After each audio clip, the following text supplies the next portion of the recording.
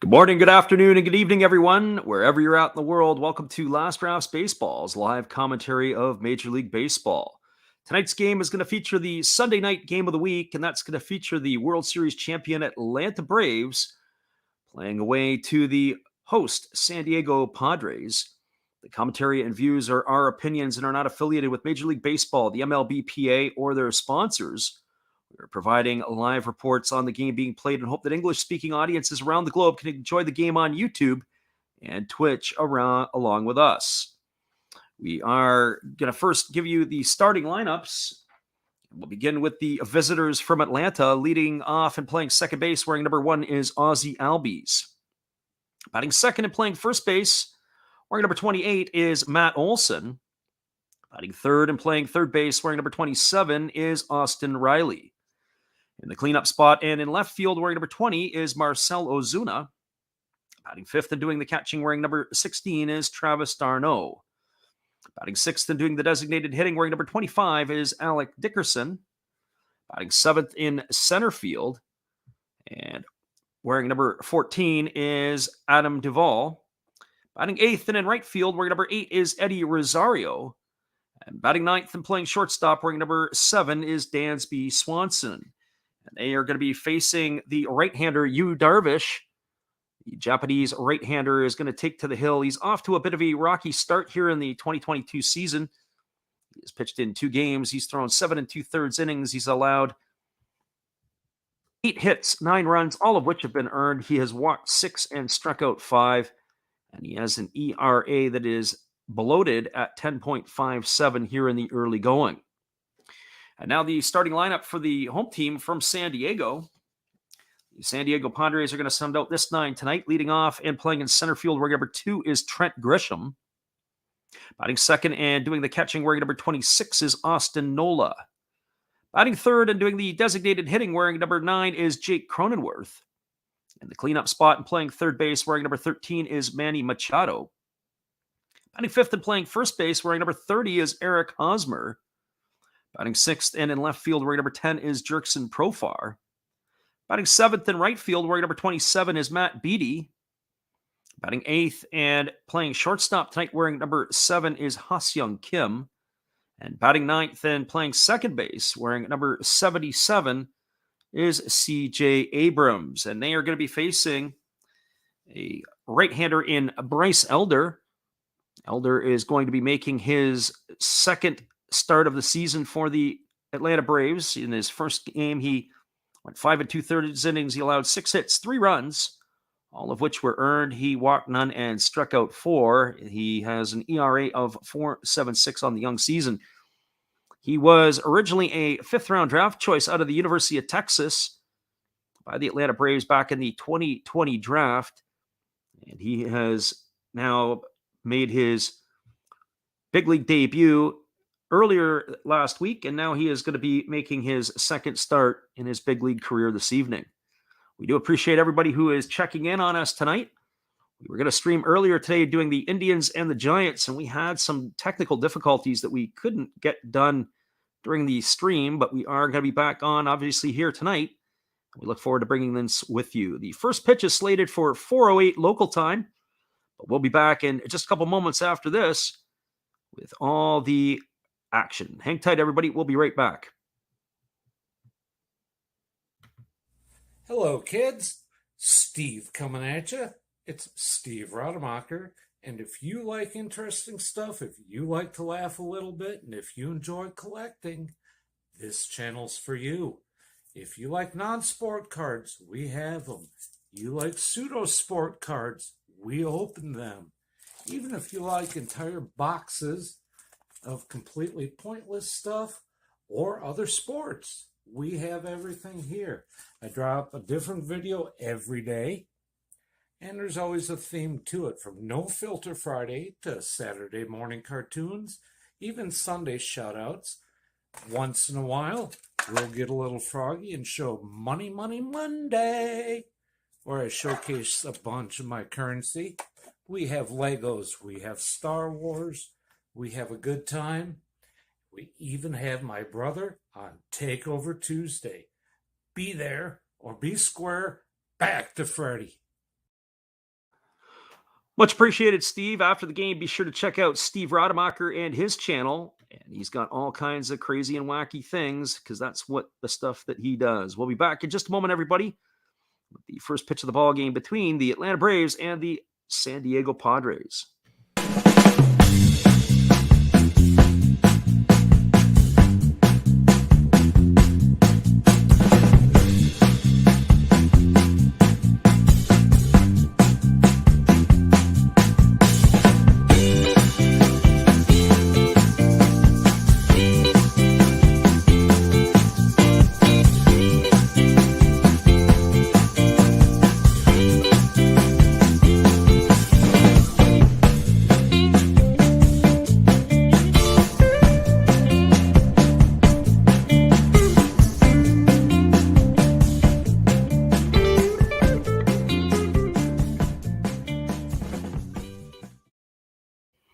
Welcome back, everybody. We are ready to get this one underway in just a couple moments here as the Padres are just about ready to take the field.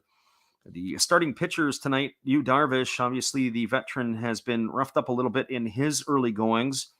The right-hander Bryce Elder made his big league debut earlier last week, and he is a University of Texas right-hander. He began his early part of his college career out of the bullpen with the University of Texas. They threw a lot of money at him, did the Braves in the 2020 draft, and he was signed after his junior year after he was moved into the starting rotation. He offers 4 different pitches that he can throw, all for strikes, and he is going to be entrusted today to take the ball against the Padres. Originally scheduled to be the starter was Huascar Yanoa, but he was shelved. They felt that they could use to send him or extend him a little bit more. So he is going to get the start on Tuesday after tomorrow's day off. And he will be given that extra opportunity for rest, whereas Elder is starting on enough rest here for today's ball game. So they felt that Yanoa not being stretched out far enough would be benefiting by getting that extra day here to go on Tuesday. This is the last game of the day. There are a couple of others that are still going on, and we'll give you all those updates as the game progresses today here. The home plate umpire for tonight's game is going to be Doug Eddings. Brian Knight is going to work first base. It's Roberto Diaz is going to be the second base umpire, and Bill Miller is going to hold down the third base position. And that is going to be the umpiring crew for tonight's game. It's a beautiful night in San Diego, and when is it not? If you've never been to Petco Park, you're definitely missing out. Petco Park is a fantastic venue to see a game. It is 63 degrees Fahrenheit. It is sunny, so a little bit on the cool side as the sun goes down, and maybe for those who come from other places will want to wear a hoodie, maybe like the San Diego natives. 63 degrees at first pitch, and we are ready to get this one underway as Yu Darvish has completed his warm-up tosses. So the top of the order, Ozzie Albies, Matt Olson, and Austin Riley set to get things going here. We do have our friend in the house tonight, Beat Saber Guy 71377. We appreciate you being here. And this one is ready to go. It's tough shadows to begin the game as Yu Darvish kicks and delivers, and it is a first pitch breaking ball that is swung on and fouled off into the lead leg of Ozzie Albies for strike one. And it is quickly 0-1. Albies, the switch hitter, batting from the left side against the right-hander Darvish. He's batting .237 on the season. He's got 4 homers and 8 RBIs.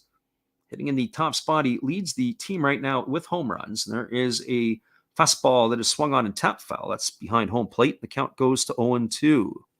So no balls and 2 strikes to Albies.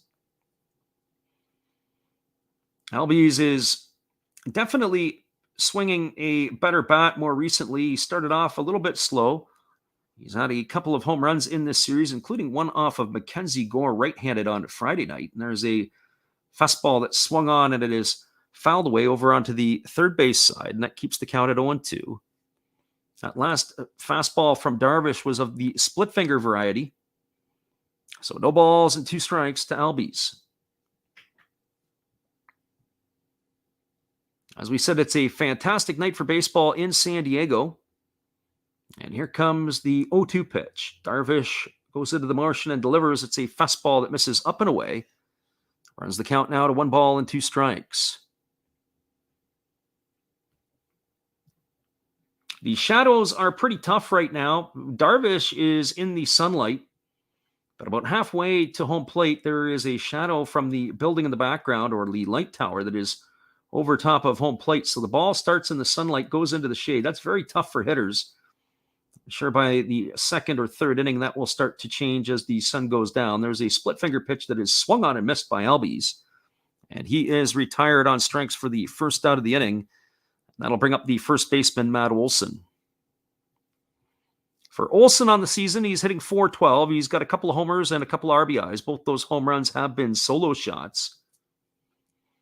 Darvish ready to go back to work. The Padres are in their camo tops today with the white pants. And the first pitch delivered is a breaking ball that misses down to Olson, and the count is 1-0.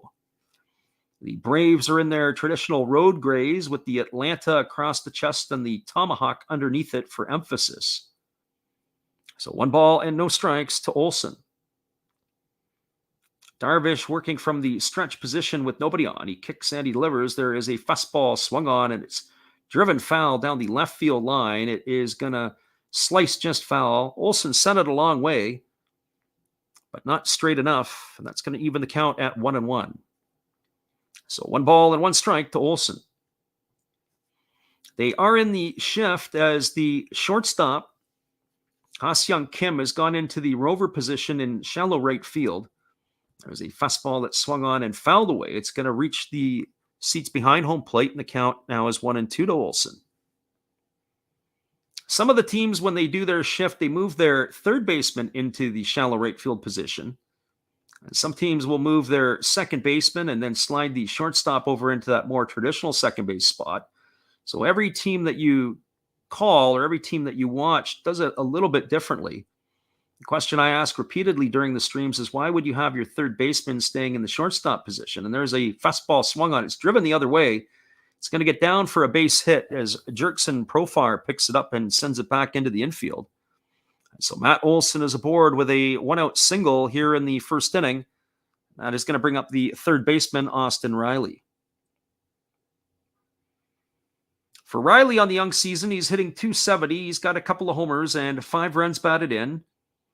Riley last year, in my opinion, definitely was one of the top players in the National League. I don't know if he got as much love as he should have. He finished 7th in MVP balloting. For my money, he should have been probably arguably in the top 3. And there's a breaking ball taken for a called strike, and the count is 0-1. So no balls and 1 strike to Riley. Riley had an extremely productive year last year. He was one of a number of players on the Braves roster that drove in over 100 runs. He had 107 to his credit.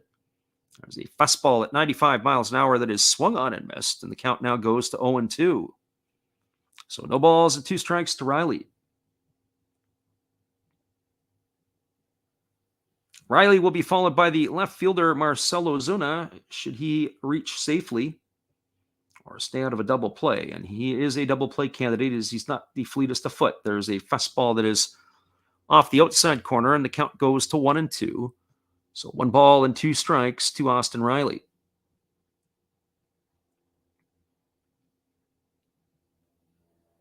Darvish works a little bit slower with the runner on base. He gets the sign from his catcher Nola. He kicks and fires, and it is a fastball that is swung on and missed. And that is going to retire Riley for the second out of the inning. That's going to leave it up to Marcell Ozuna. We've got Zero Fox in the house. That would be Dave. We appreciate you for being here, Dave, and stopping by the stream. For those of you that are listening on YouTube or on Twitch, we do appreciate everyone being here. And for those who come back and listen on delay, we thank you for your support as well. So Marcell Ozuna steps up to the plate with 2 out. He's hitting .325. He's got 3 homers and 77 RBIs on the early season. He bounced from the right side against the right-hander Darvish, who kicks and fires. There's a fastball swung on, and it is fouled straight back behind home plate. That runs the count at 0-1. Usually when hitters foul the ball straight back, that means they're on time with the pitch. He just got a little bit underneath it as it ended up going straight back. So Ozuna hunting that first pitch fastball. Couldn't quite connect. So no balls and 1 strike. Darvish ready to go back to work. He kicks and fires. There's a fastball that just misses off the inside corner, and the count goes to 1-1. They are shading Ozuna a little bit to the left side of the infield, but the second baseman tonight, Abrams, is just to the right of second base. Here comes the 1-2 pitch. And Darvish kicks and fires. It is a breaking ball, swung on and missed. And that looks like it is going to do it here, or is it? That's going to actually run the count to 1-2 on Ozuna. Looks like he got a piece of that one as it went down. So 1 ball and 2 strikes. Darvish, again, gets the sign from his catcher, Nola. He's ready to go back to work to Ozuna. Darvish holds at the chest. He kicks and he fires. There is a split finger pitch that misses down, and the count goes to 2-2. A couple of years ago in the playoffs, when Darvish was pitching, the word on the street was that he was tipping his pitches. Sometimes when the pitchers, when they get the ball into their glove, they do a few odds and ends that get them into trouble where they have to dig and dig and dig into their grips. Darvish holds at the chest. He kicks and he fires. It's a fastball that misses upstairs, and the count goes to 3-2. So 3 balls and 2 strikes. Used to have a pitcher that played for me once upon a time, and a particular individual had a split finger pitch. He would always start with the pitch in the hand with the most difficult grip. And then when he put it into his glove, he would make the adjustment, obviously, to a 4-seam or 2-seam fastball. There's a fastball swung on and missed. And that is going to retire Ozuna on strikes as Darvish has struck out the side here in the first inning. I'll talk a little bit about that when I come back. But for the Braves and their half of the first inning, there was no runs. There was 1 hit, no errors, and 1 runner left aboard. We're through a half inning in San Diego. It is the Atlanta Braves, nothing. The San Diego Padres coming to bat.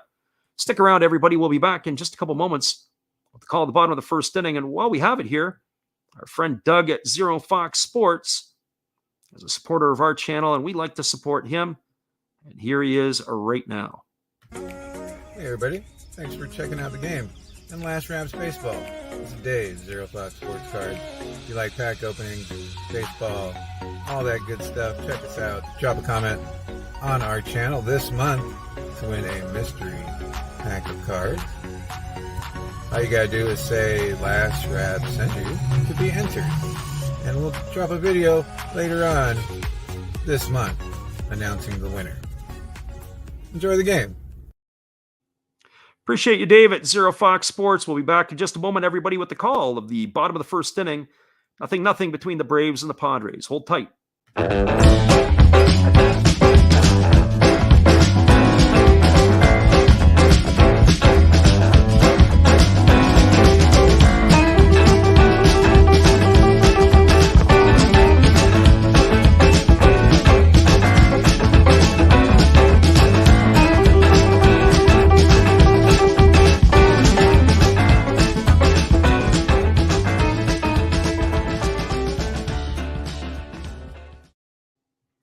Welcome back, everybody. We're cruising to the bottom half of the first inning. It is going to be Trent Grisham, Austin Nola, and Jake Cronenworth to get things going against the rookie right-hander Bryce Elder.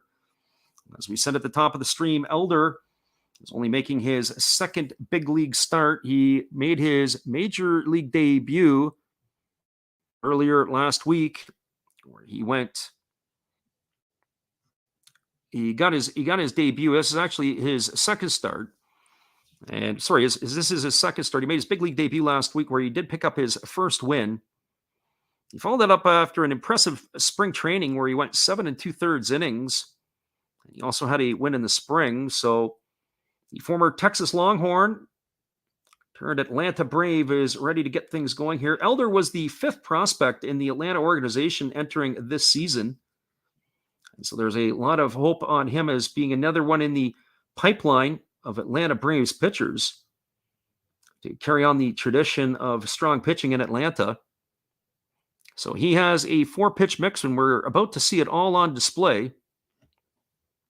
Kawasaki never eats scraps. That's what he says. Also known as Pustich. Welcome back. We're glad to have you. I'm here to eat bananas and hit home runs. And so here comes the first pitch from Elder. It's a fastball taken for a called strike.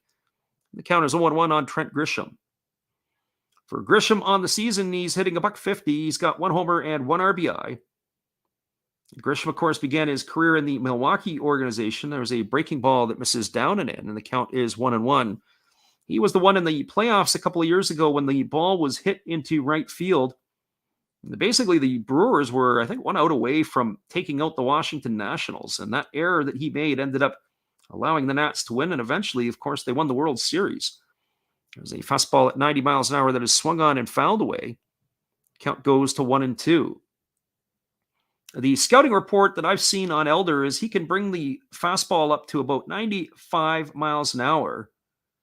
But with that being said, he usually can sit at 92 throughout most of the game. So he's a little off right now. There's a 91 mile an hour fastball taken for a called third strike. And that is going to retire Grisham here for the first out of the inning. That had a lot of backdoor movement on it as it caught the inside corner. And Grisham is retired for out number 1 here in the bottom of the first inning, and that will bring up the catcher, Austin Nola. For Nola on the season, he's batting .250. He's got a homer and 6 RBIs. The brother of Aaron Nola, the pitcher for the Phillies, takes a breaking ball down, and the count is 1-0. 1 ball and no strikes to Nola. Nola batting from the right side against the right-hander Elder. Elder gets his sign. He's ready to go to work. He kicks and delivers. There's a breaking ball that misses outside, and the count now goes to 2 balls and no strikes.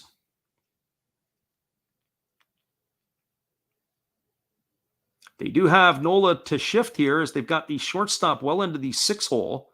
The second baseman is to the left side of second base. There's a fastball taken for a called strike, and the count now runs to 2-1. So 2 balls and 1 strike to Nola. Elder doesn't waste a whole lot of time. He goes back to work quickly. He delivers a fastball that just misses under the hands, and the count goes to 3-1. Usually the rule of thumb is about 15 seconds between pitches is what you like your pitchers to work at. That's a good tempo and pace. Elder looks like he's doing a lot quicker than that. There is a fastball that misses down and in. And Austin Nola is aboard with a 1-out walk, and that's going to bring up the number 3 hole hitter, Jake Cronenworth. For Cronenworth on the season, he's off to a bit of a slow start. The former University of Michigan star was batting .229. He's got no homers and 4 RBIs. There are a lot of players in the lineup for both teams tonight that have had some college pedigree. Not a lot of high school players, although there is one in the San Diego lineup that is batting 9th in C.J. Abrams that we're keen to watch. There's a first pitch fastball that misses inside, and the count is 1-0 to Cronenworth. Cronenworth bats from the left side against the right-handed throwing Elder. Elder gets the sign from his catcher, Darno. He's ready to go to work. There's a fastball that misses upstairs, and the count goes to 2-0. We started to say in the last inning about Yu Darvish and tipping his pitches in the playoffs a couple of years ago. Then they were saying about things he would do with the glove when he would come set. He would hold his glove in a different position when he was throwing a fastball versus his off-speed pitch. There's a fastball that misses off the outside corner, and the count goes to 2-1. I was starting to say about how sometimes pitchers, they will put their grip in the most difficult grip that they would throw. When they would come set, they could always keep it in that, or they can change it into their fastball grip. So here comes the 2-1 pitch to Cronenworth. It's a fastball that misses off the outside corner. That actually is ball 4 to Cronenworth. We had it at 2-1, but that is ball 4. And Cronenworth is aboard with a base on balls. That's back-to-back walks by Elder. And that puts runners at first and second with 1 out, and that brings up the dangerous Manny Machado. Just have to make our little adjustments here as Elder isn't getting the love from the home plate umpire Doug Eddings like we thought he would. There was a couple of pitches there that were borderline calls, especially after striking out the first batter, Grisham. So that brings up the third baseman, Manny Machado. For Machado on the season, he's hitting .350. He's got a homer and 6 RBIs. And the first pitch is a fastball swung on. It's grounded to short, over to second for 1. And that's all they're going to get, as Jake Cronenworth really got down there. And Cronenworth is not leaving the base because they may be wanting to see if this is worth having a look at. Ball was hit into the 6 hole. It was fielded by Dansby Swanson. He fired it over to the second baseman covering, and I think that the Padres are going to have an argument here. They ruled Cronenworth out, but they are going to review the play. And I don't think this is going to take very long, as it does look like that Cronenworth beat the throw. And if that is the case, as the call will be overturned, it'll be bases loaded with 1 away with Eric Hosmer coming to bat. But sometimes we were wrong. Sometimes the umpire sees something different. But I think on this one, I'm pretty confident that this is going to be overturned. Cronenworth slid in, and he was giving his safe call before the umpire was giving his safe call. And I have to agree with Cronenworth. And here it is. It is pretty quick. That call has been overturned. And that is going to have the bases loaded with Eric Hosmer stepping to the plate. For Hosmer, he's been one of the most dangerous players in the Padre lineup this year. He's batting .394 with no homers and 3 RBIs. So this is the player that you don't want stepping up to the plate. The left-handed hitting first baseman does a pretty good job of using the entire field to swing the bat. Hosmer batting from the left side, and here comes the first pitch from Elder. It's a fastball, take it for a called strike, and the count is 0-1. So no balls and 1 strike to Hosmer. It's a fairly decent crowd in San Diego tonight. It's not a sellout. There's a lot of empty seats in the upper deck. The crowd is looking on, and there is a fastball that backs Hosmer off the plate, and the count goes to 1-1. So 1 ball and 1 strike. If you're an Atlanta Braves fan, there's a lot to like about this right-hander. There's a lot of movement on his pitches. What we've seen so far tonight is fastball, breaking ball. He just hasn't got the command of his pitches tonight. And Elder steps off the rubber, and he's going to reset himself and go through the sign sequence again with his catcher, d'Arnaud. d'Arnaud flashes the signs with the runner on second base. He's working off of 1 knee, and there is a breaking ball. This ball is swung on, and it's grounded foul just past the first base bag. A nice play by the ball girl down the right field line.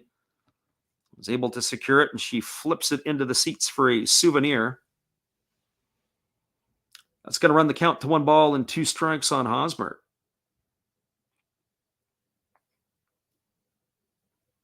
Manny Machado has 3 stolen bases. The Padres as a team have 6 in their lineup tonight, 6 stolen bases as a group. They have a tendency to run a little bit more than most teams, and there's a fastball swung on. This is fouled away, and it keeps the count at 1-2. As opposed to the Atlanta Braves in their lineup tonight, they have nobody on the season with a stolen base. They play a little bit different style of baseball.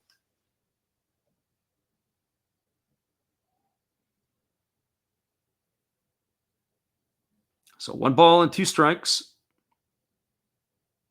And here comes the pitch. It's a breaking ball that is swung on and tap foul right behind home plate. That keeps the count at 1-2 to Hosmer.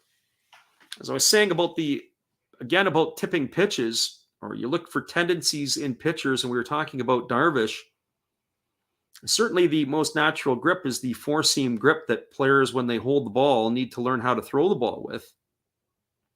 And being able to go from a change-up grip or a split finger grip or a sinker or something else, they make that adjustment. And there is a fastball. This is swung on. It is popped up in the infield.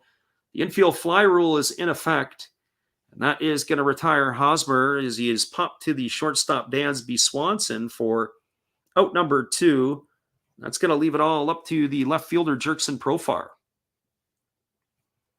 For Profar on the season, he's batting .269. He's off to a strong start. He's got 3 homers and 9 runs batted in. He's got the most homers in the San Diego starting lineup tonight. He's batting from the left side. He's got a very flashy gold belt, as it seems to match his batting gloves and his elbow guard. So the bases are loaded. They have the shift on to the right side of the infield. And so here comes the first pitch from Elder. It is a fastball that's taken for a called strike. And the count is quickly 0-1.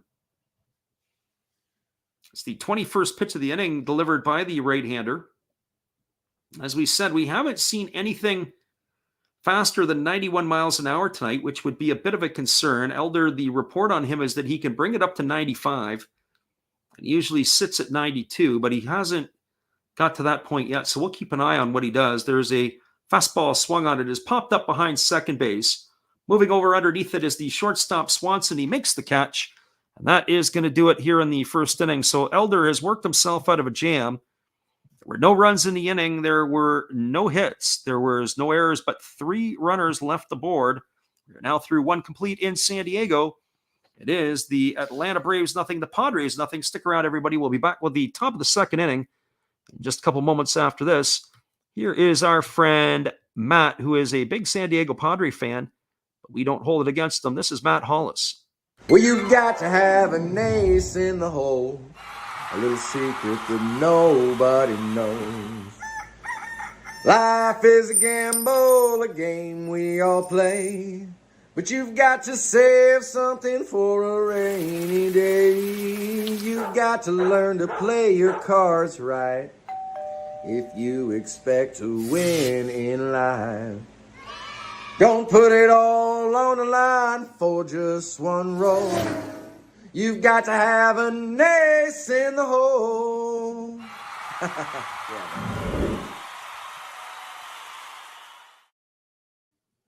Those sweet, stellar tones are of Matt Hollis. After the game, be sure to check out his YouTube channel, Another Hollis Build. He's a supporter of ours, and in turn, we like to support him as well. Hang tight, everybody. We'll be back in 30 seconds with the call at the top of the second inning.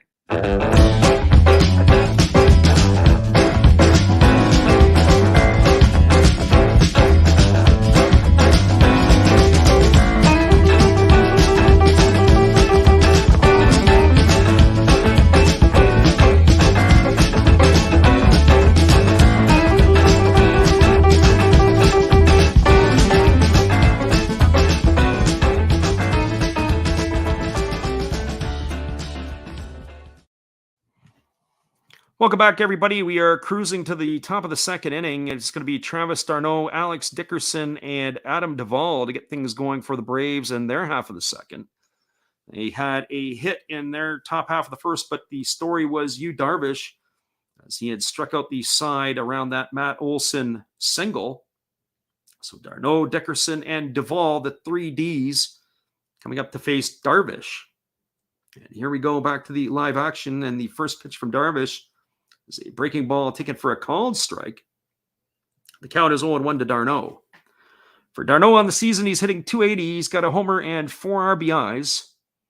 The veteran catcher has finally started to get some consistent play over the last couple of seasons. He was really a injury-prone player in the early part of his career as he swings at a fastball and fouls it away. And the count is 0-2. He began his career in the Toronto Blue Jays organization. He was a part of the trade that sent R.A. Dickey to Toronto, and he went with Noah Syndergaard to the New York Mets. But he was never really able to get on track. Lots of injuries for d'Arnaud, but he seemed to turn his career around in the Tampa Bay Rays uniform, and there was a fastball taken for a called third strike. d'Arnaud stood there like the house by the side of the road and watched it go by for out number 1 here in the second inning. That'll bring up Alex Dickerson. So just to finish off a little bit on d'Arnaud has turned his career around in Tampa Bay, and then once he landed in Atlanta, of course, the former Blue Jay general manager Alex Anthopoulos knew d'Arnaud well from his time in the Blue Jays organization and was quick to swoop to bring him in. Of course, in the offseason, they locked him up to a 2-year extension. There's a first pitch fastball that is misses low and inside to Alex Dickerson for ball one, and the count is 1-0. For Dickerson on the season, he is batting .059. He's got nothing on the slash line. And here comes the pitch from Darvish, who kicks and delivers. It's a breaking ball, swung on and fouled away. And the count is 1-1. So 1 ball and 1 strike. Dickerson batting from the left side against the right-handed throwing Darvish.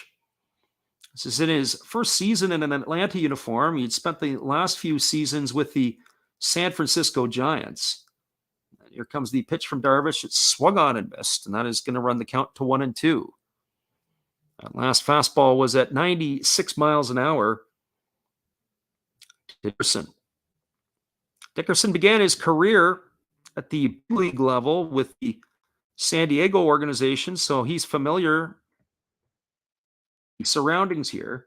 Here comes the 1-2. It's a fastball swung on. It's popped up on the right side of the infield. Coming in underneath it is the first baseman Hosmer. He's fighting the sun. He makes the catch, and that is going to retire Dickerson for out number 2. That's going to leave it all up to Adam Duvall. Just to finish that off about Dickerson for a bit, he was in 2015 and 16. He had spent time in the Padres organization at the big league level, and he didn't resurface again until 2019. And then he was flipped over to the Giants. Spent 3 seasons with the Giants organization before moving on as a free agent to the Atlanta Braves. He was released last November by the Giants. So here we go back to the live action as Darvish gets ready to deliver. He kicks and fires. It's a breaking ball that drops into Adam Duvall for a called strike, and the count is 0-1. For Adam Duvall on the season, he's hitting .257. He's got no homers and 6 RBIs. Duvall was an important part of the World Championship Series team last year. Duvall was acquired in a trade from the Marlins in midseason. He combined to hit 38 homers and 113 RBIs between the 2 ball clubs. There's a slider swung on and missed, and the count is now 0-2 to Duvall. Darvish throws a couple of different breaking balls. One is more of a natural curveball, almost a what I would call a get-me-over curve. That last pitch was a hard slider that right-handed hitting Duvall waved at and missed, and here comes the 0-2. There's a fastball at 97 miles an hour. This is swung on. It is lifted into deep center field. Going over underneath it is Trent Grisham. He's going to make the catch. And that is going to do it here for the Braves in the top of the second inning. So for Atlanta, in their half of the second, they go quietly. There were no runs, no hits, no errors, and nobody left the board. We are now through 1.5. It is the Atlanta Braves nothing, the San Diego Padres nothing. Thanks for being with us here on Sunday night, everybody. We'll be back in just a couple minutes over all the action. Our friend Kawasaki never, well, he says, is Tatis Jr. injured? Yes, he is. He's out for a while. It's his thumb, broke it. He's going to be out for at least a couple of more months. He is not in the lineup tonight, and we don't expect them anytime soon. Stick around, everybody. We'll be back in just a couple. Here's our friend Steve Rademacher, friend of our channels, and in turn, supporter of ours, and we like to support him. We'll be right back, everybody. Hello, guys. Thank you for joining Freddie here on his baseball game. And I'm Steve Rademacher, and my channel is really all about everybody, including all my international friends. We have such stuff as non-sport packs from Canada, the OP Cheese. We have the Greek Freak. We have money from around the world. We have lira. We have yen. We have francs. We have pounds. We have Deutschmarks. We have all kinds of cool stuff like that. We even have some cooler things like Japanese women wrestlers and OPC baseball cards where I cannot read the back. We even have unopened material like the royal family, I know it's backwards, from London, England. Thank you for watching. Back to Freddie. Welcome back, everybody. It is going to be the bottom of the second inning. We're going to see the 7, 8, and 9 hitters in the batting order. That's going to be Matt Beattie, Ha-Seong Kim, and CJ Abrams to get things going for the Padres in their half of the second. Our friend Kawasaki says, is crap a YouTube swear word? No, it's not. We just don't like to say it all the time, but unless it is, of course, you're playing the game, and that could always be the case. So that is what we're looking at. So we got Beattie, Kim, and Abrams. For those of you who are listening to us on YouTube or on Twitch, we do appreciate you all being here. And we thank you for your support tonight. As we go back to the live action, there's a first pitch fastball taken for a called strike to Matt Beattie, and the count is 0-1. Beattie was a late acquisition in spring training by the Padres. He was sent over from the Dodgers. There is a breaking ball that misses down, and the count is 1-1. He is off to a very slow start in the Padre uniform. He's batting .091. He's got no homers, no RBIs, and no stolen bases, so nothing in his slash line. And here comes the 1-1 pitch. It is a changeup, swung on and missed. And the count is 1-2. Of course, he was expendable in the Dodgers lineup over there, as the Dodgers are pretty loaded. Not sure where he is going to get an opportunity to play. And there is a breaking ball swung on and fouled away, and the count remains at 1-2. But what's peculiar about the trade is that it was an in-division trade. You don't see that always that often. And when that does happen, you always kind of take note of it. So 1 ball and 2 strikes. And here comes the pitch from Elder. It is a fastball that is swung on. This ball is lifted into deep right center field. Moving over underneath it is the center fielder, Adam Duvall. He's going to make the catch. And that is going to retire Beattie for out number 1 here in the second inning. That is going to bring up the shortstop, Ha-Seong Kim. For Kim on the season, he's hitting .214. He's got no homers and 1 RBI. The former MVP of the Korean League has kind of had a little bit of a challenge to get things going in North America. He batted last year. He hit .202 with 8 homers and 34 RBIs, but the Korean League is definitely not Major League Baseball. There's a breaking ball taken for a called strike, and the count is 0-1. When he last played in the Korean League, he played with the Kaiwoom Eagles. There's a breaking ball that misses down, and the count goes to 1-1 on Kim. He had hit 30 homers and drove in 109 runs. He batted .306. But that ought to tell you a little bit of the difference between the quality of the overall pitching. There's a breaking ball that misses down and away. The count is 2-1. Often you see that when players will come back from the Japanese league as well, their numbers will take a bit of a turn. There is a fastball. This is swung on. This is lifted into left field, and it's going to get down for a base hit. And Kim is aboard with a 1-out single here in the second inning. That is going to bring up the second baseman, CJ Abrams. But just to go back to Kim a little bit, obviously with the import restrictions in those leagues, like in Major League Baseball, where at the Major League level, you can have as many players as you want. It's just the organizational visas that maybe impact how many players are in an organization. But certainly at the Major League level, you could have almost half your roster being non-American players. It changes the dynamic of the sport. And there's a first pitch of a fastball that misses upstairs to Abram, and the count is 1-0. I'm excited to see CJ Abrams play because this is the first time I've witnessed him live. A lot of video highlights, a lot of different things. He bats from the left side. He made his debut earlier in the week. He's batting .083 with a homer and 1 RBI. And there is a changeup swung on. It is lined into center field. It's going to get through for a base hit. That is going to advance Kim to second base. He's going to hold there as Abrams has a single. And the Padres have something going here in their half of the second inning, and it'll be the top of the order, Trent Grisham, coming to bat. Back to CJ Abrams for a moment. He blew up his knee last year, and he missed pretty much the entire season. He was a first-round pick out of high school as a shortstop. And he definitely is one to keep an eye on. We've got our friend here, Kawasaki says, I'm always pushing boundaries. Any thoughts on Jack Morris getting into trouble? Yeah, unfortunately for Jack Morris last year with Shohei Ohtani and kind of doing the Elmer Fudd impersonation, it was, I'd say, possibly a little disappointing. Here comes the first pitch to Grisham. There is a fastball that misses up and in, and the count is 1-0. I'm not sure how long Elder is going to stay on here. It doesn't seem like his fastball is zinging tonight. As we said, he's touched 91, but really he's been sitting at about 89 miles an hour. So he better be spot on with these San Diego hitters, or it could be a very short night for him. So Jack Morris getting into trouble as he did last year. Jack Morris is a great color commentator, and there's a fastball that misses up and in, and the count now goes to 2-0 to Grisham.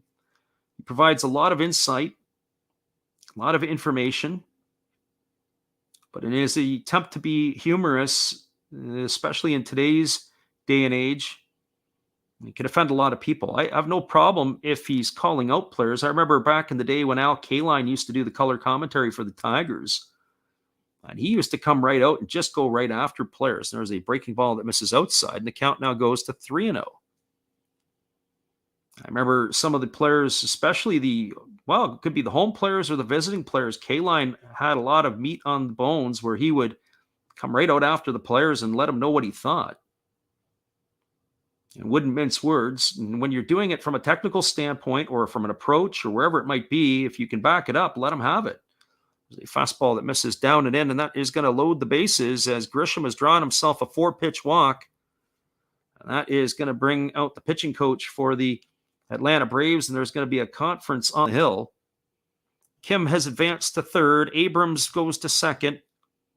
Grisham is aboard with the walk with one out, and that's going to bring up Austin Nola.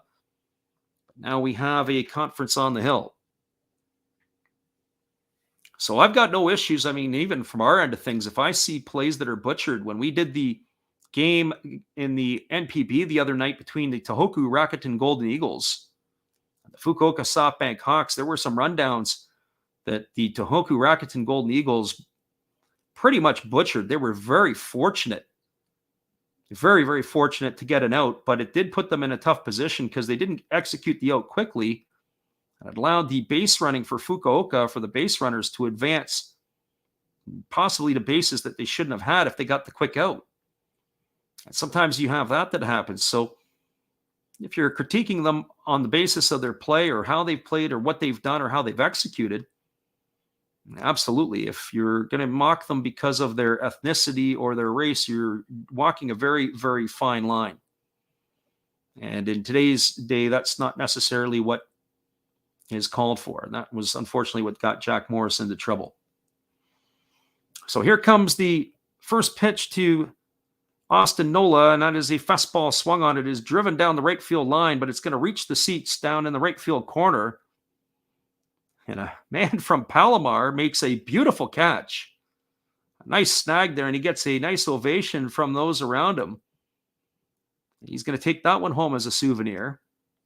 So 1 strike to Austin Nola.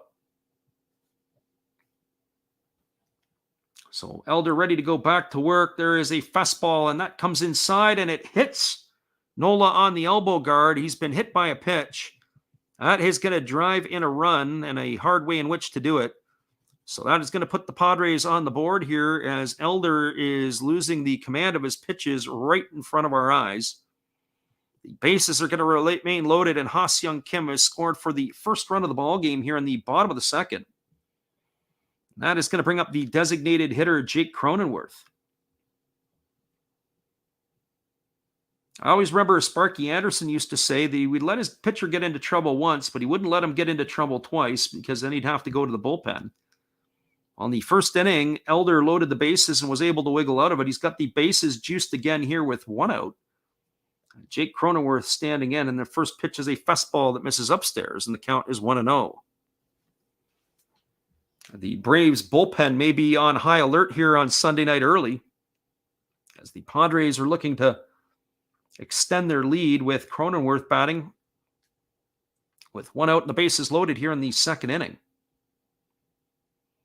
Elder kicks and delivers. There's a breaking ball swung on and missed. The count now goes to 1-1. So 1 ball and 1 strike to Cronenworth.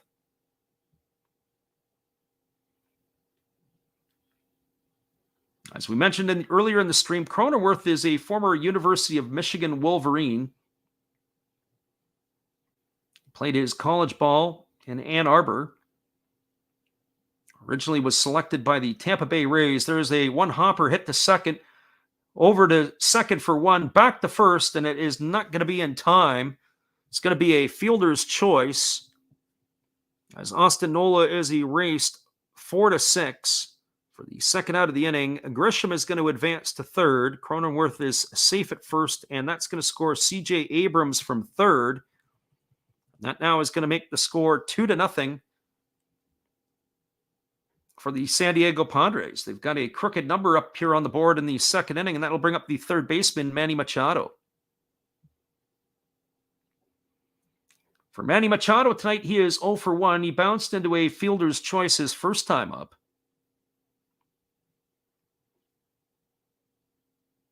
That fielder's choice was played at second base. They tried to get Cronenworth on the force, and there's a breaking ball down in the dirt. A nice block by d'Arnaud that holds the runner Cronenworth at first. So 1 ball and no strikes to Machado.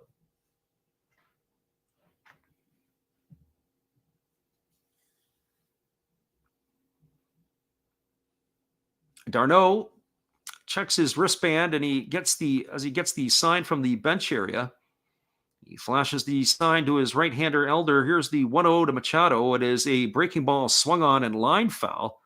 It's going to get into the seats down the left field line. That'll even the count at 1 ball and 1 strike. Manny Machado is going to be an important part of this ball club this year because obviously it's going to be counted on for run production in the middle of the order. He drove in 106 runs last year. It's only the second time in his big league career he'd driven in over 100 runs. The first time was when he was sent from Baltimore to the Dodgers. There's a breaking ball swung on. This ball is hit in the air to deep left field. Camping out underneath it is the left fielder Ozuna just in front of the warning track. He's going to make the grab. And that is going to do it for out number 3 here in the second inning. So Elder again wiggles himself out of trouble. He does give up a couple of runs, though. There were 2 runs in the inning. There were 2 hits. There were no errors and 2 runners left aboard. Now through 2 complete innings, it is San Diego Padres 2, the Atlanta Braves nothing. Stick around, everybody. We'll be back with the top of the third inning in just a couple of moments. We're glad you guys could check us out tonight. Here is our friend, Matt Hollis. Good evening, ladies and gentlemen. Namaste. Hey, I hope you guys have been enjoying the game. My name is Hollis. I've got a YouTube channel called Another Hollis Build. I love baseball cards. I open up brand new product for you guys. I open up old stuff. I do breaks. I do auctions. All kinds of stuff concerning baseball. I'm Friars faithful, Padres to the end. I also love Garbage Pail Kids and my animals. I have a ton of animals. It's like a mini petting zoo here around my house. I also love my city. San Diego, baby. I take you all around the city and show you what's up. If you guys dig stuff like that, cruise on over and check it out. It's Another Hollis Build. If you dig it, subscribe. I'd really appreciate to have more follow me along on the journey. Hey, either way, you guys have a wonderful day or a beautiful, beautiful evening. No matter which one it is, make sure that you make it great, my friends. Big up Last Raps Baseball. Yeah, Freddie, let's go. One love and peace. Yeah, man.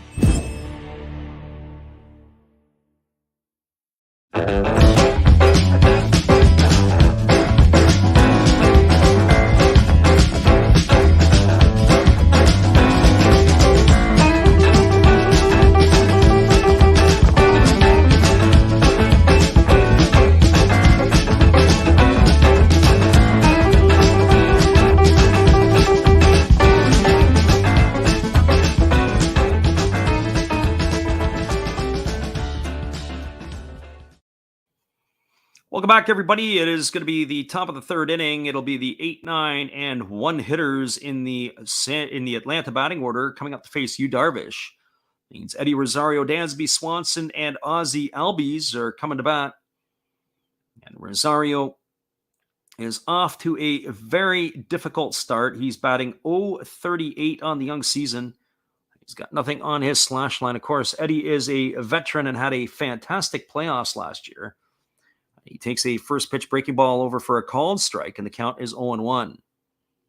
Eddie probably is going to need some sort of therapy or at least a batting whisperer in his ear to get him out of this. He's had a proven big league career to this point. He is on a 1-for-26 slump to start the year. There's a fastball swung on and fouled away, and the count is now 1-2. I guess the one saving grace to that is that he's only struck out 5 times, as opposed to maybe getting a whole bunch of Ks. He's never been one to strike out a whole lot over the course of his career. But as we said, he was a very important part of Atlanta's run in the playoffs last year. There's a breaking ball that misses outside. Count goes to 1-2. After the trade, when he came over to Atlanta, the regular season, he hit .271 with 7 homers and 16 runs batted in. But he was acquired when he was actually injured. There's a fastball swung on. This ball is driven into right center field. Heading back on it is the right fielder, Beatty. He's battling the sun, but he's going to haul it in. And that is going to retire Rosario for out number 1 here in the 3rd inning. That ball was absolutely scorched. Nice job by Eddie Rosario. So Rosario with a good swing, but unfortunately right to the glove of Beatty.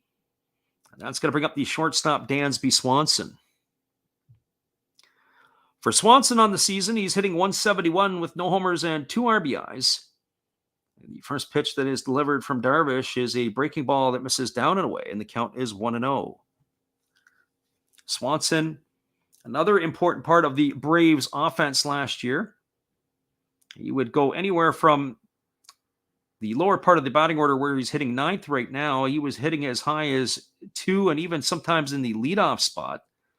There's a breaking ball that misses inside. Check that. It catches the inside corner, and the count goes to 1-1. That was a late call by the home plate umpire, Doug Eddings. They are shading him a bit to the left side of the infield. The second baseman, Abrams, is almost right over the bag at second base. There's a fastball swung on and missed, and the count now goes to 1-2. So 1 ball and 2 strikes to Swanson.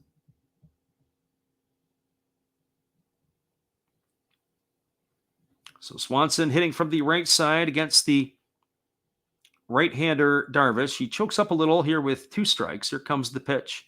It's a fastball. Take it for a called 3rd strike. Swanson stood there like the house by the side of the road and watched it go by for out number 2.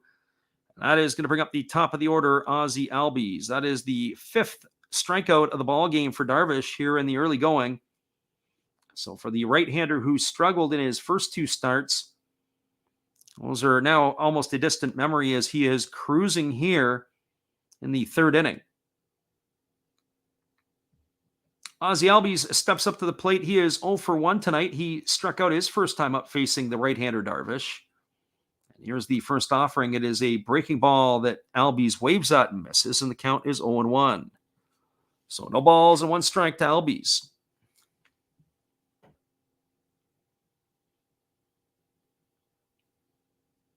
Albies batting from the left side. He is a switch hitter against the right-hander Darvish, who kicks and fires. There is a fastball swung on. It's grounded softly over to Manny Machado, who's playing as a shortstop in the shift. And that is going to do it here in the 3rd inning. That goes as a ground out 5-3 for out number 3. So for the Braves and their half of the 3rd inning, they go quietly. There were no runs, no hits, no errors, and nobody left aboard. We're through 2.5 in San Diego. It is the Padres 2, the Braves nothing. Stick around, everybody. We'll be back in just a couple minutes for the call of the bottom of the 3rd inning. We're glad you guys could be here with us. Hold tight.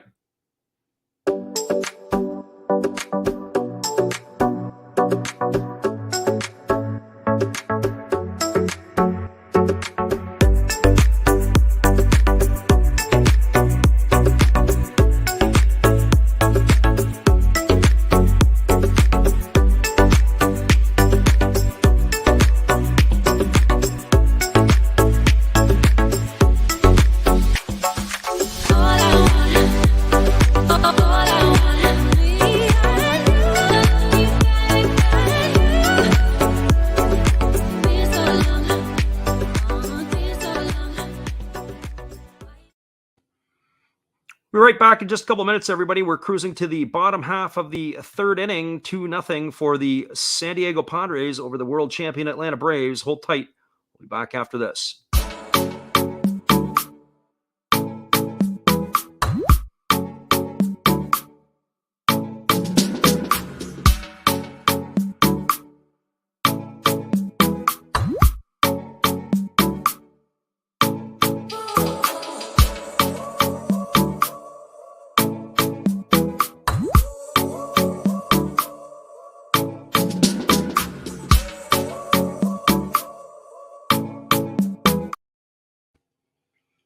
Welcome back, everybody. It is the 5, 6, and 7 hitters in the order. It's going to be Eric Hosmer, Jurickson Profar, and Matt Beattie to get things going against the right-hander Bryce Elder.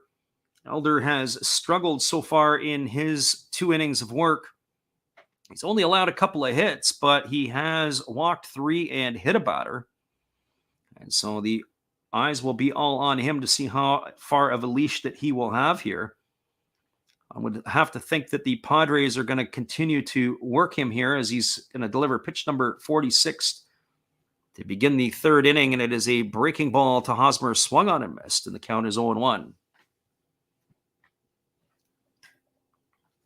Hosmer today popped out to the shortstop his first time up, and he squares the bunt, and he pulls back and takes a breaking ball for a called strike, and the count is 0-2.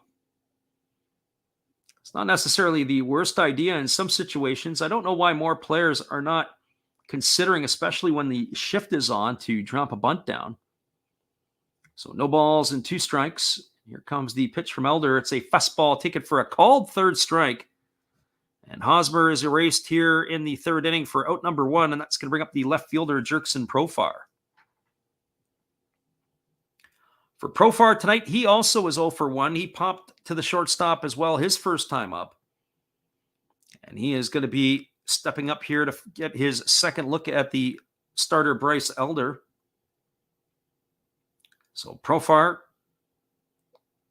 strides to the plate. He is batting from the left side against the right-handed throwing Elder.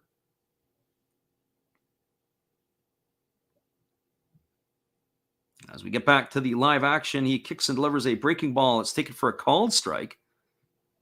And the count is 0-1. So no balls and 1 strike.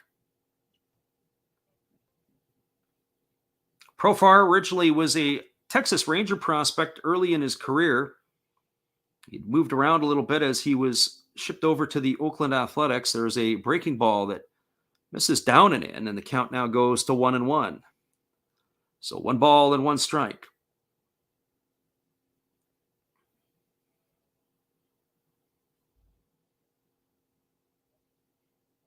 Profar got the nod in left field tonight. He's kind of been the super utility guy for the Padres the last couple of seasons. There's a fastball that misses down and in, and the count now goes to 2-1.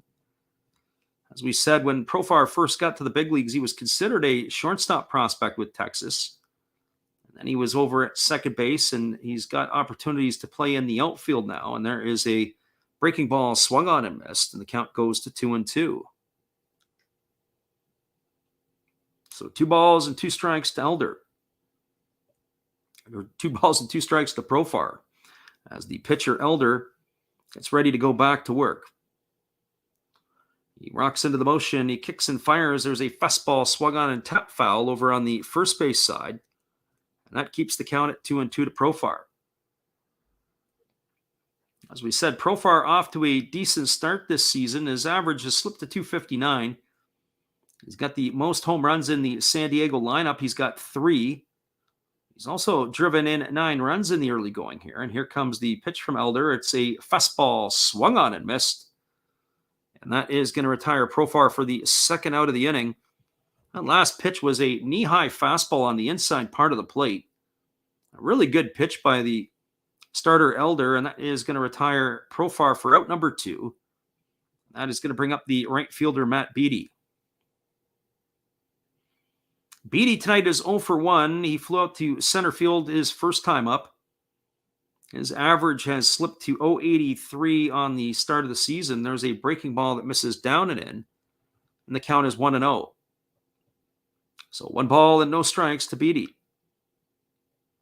They are playing Beatty over to the right side. Now, the Braves leave their shortstop, Swanson, on the left side of the infield. They've taken their third baseman, Austin Riley, and put him in the rover position. There's a breaking ball that misses down, and the count goes to 2-0 to Beatty. So 2 balls and no strike. And here's the pitch from Elder. It is a breaking ball swung on. This ball is lined foul. It gets into the seats down the right field line. That runs the count to 2-1. When I look at a player like Matt Beatty, I think of him as a potential player to go over to Asia. He's too good for AAA. He's really got nothing to prove there anymore. There's a breaking ball swung on. It's tapped back to the pitcher. Elder fields it. He flips it underhand over to first. And that is going to retire Beatty on a ground out 1-3. But just to finish that thought on Beatty, he's too good for AAA, but really not good enough to stick around in the big leagues. Maybe there's going to be a calling for Asia for him at some point here in his career if he can't figure out the big league level. So for the Padres in their half of the third inning, they go 1-2-3. There were no runs, no hits, no errors, and nobody left the board. We are now through 3 complete. It is the San Diego Padres 2, the Atlanta Braves nothing. Stick around, everybody. We'll be back in just a couple minutes for the top of the 4th inning. We're glad you guys could check us out tonight. Hold tight. We'll be right back. Here's our friend Dave again. Hey, everybody. Thanks for checking out the game and Last Raps Baseball. This is Dave, Zero Thought Sports Cards. If you like pack openings, baseball, all that good stuff, check us out. Drop a comment on our channel this month to win a mystery pack of cards. All you gotta do is say Last Rap sent you to be entered. And we'll drop a video later on this month announcing the winner. Enjoy the game. We appreciate you, Dave. That's Zero Fox Sports. Be sure to check out his channel after the game. Drop a comment and say Last Raps Baseball sent you on any of his videos, and he is going to run a wheel and do a giveaway, as that's what he likes to do. We'll be back in just a moment, everybody, with the call at the top of the 4th inning. I'm glad you guys could be here with us.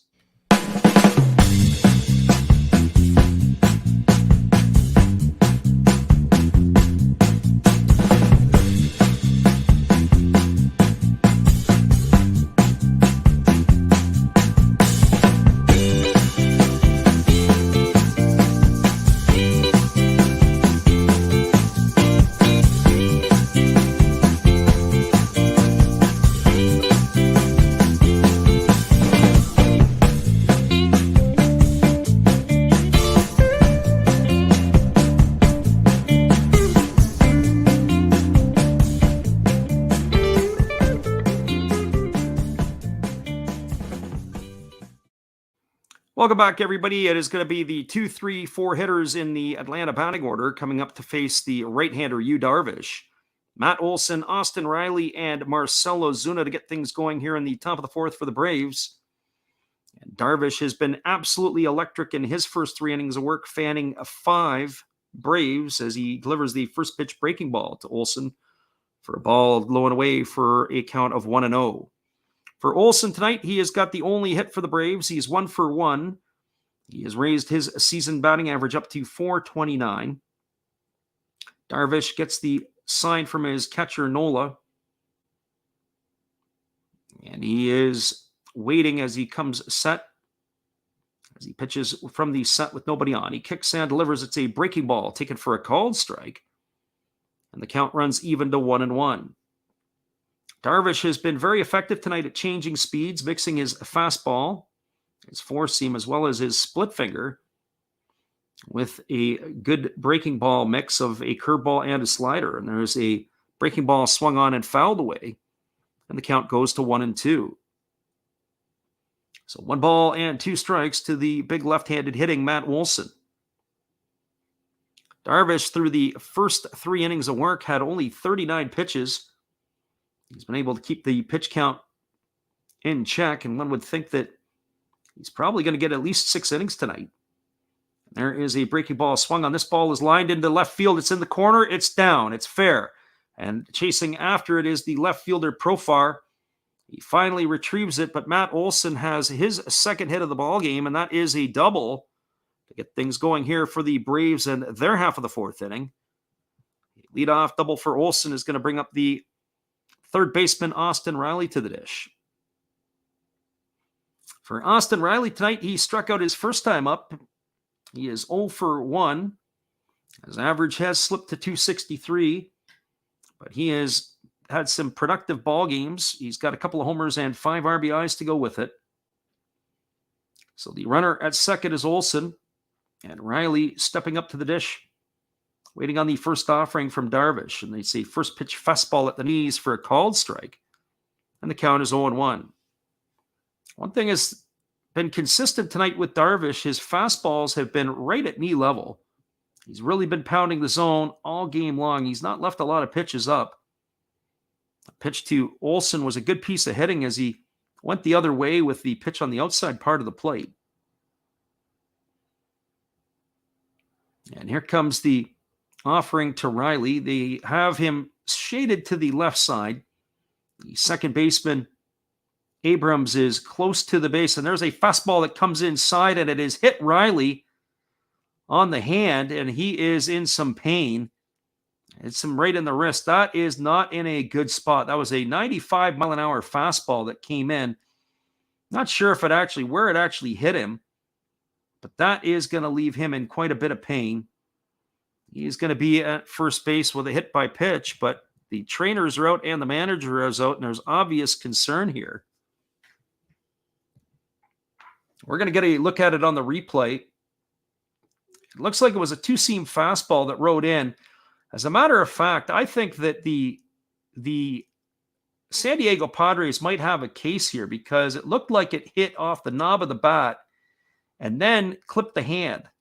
So I'd be kind of curious to see if they're going to have a look at it and if they want to see that that is going to be a foul ball. So I'm not surprised wouldn't be surprised if the Padres challenge this for the second time tonight. But it doesn't look like they're going to do it, and aboard at first base is Austin Riley.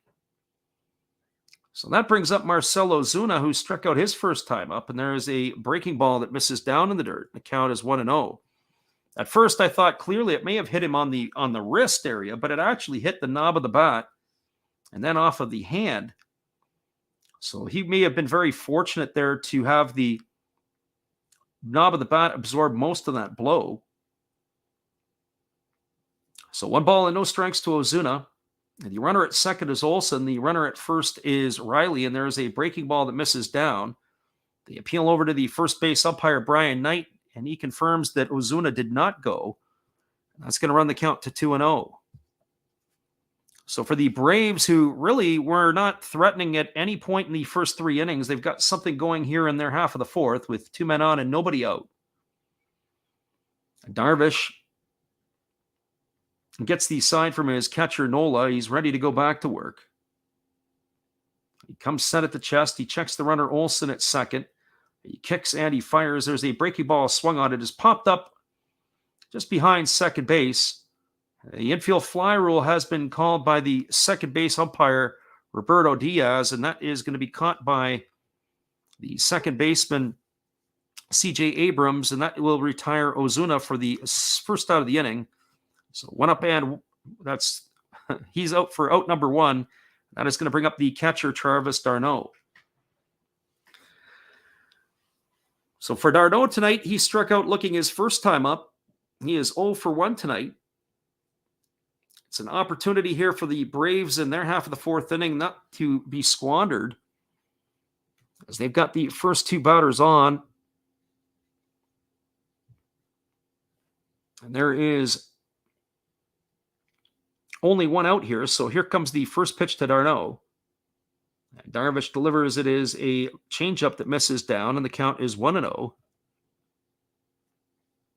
As we said the last time up, Billy had a injury-plagued early part of his career. He was originally drafted by the Toronto Blue Jays. Check that, by the Philadelphia Phillies in the first round. He was flipped to the Blue Jays.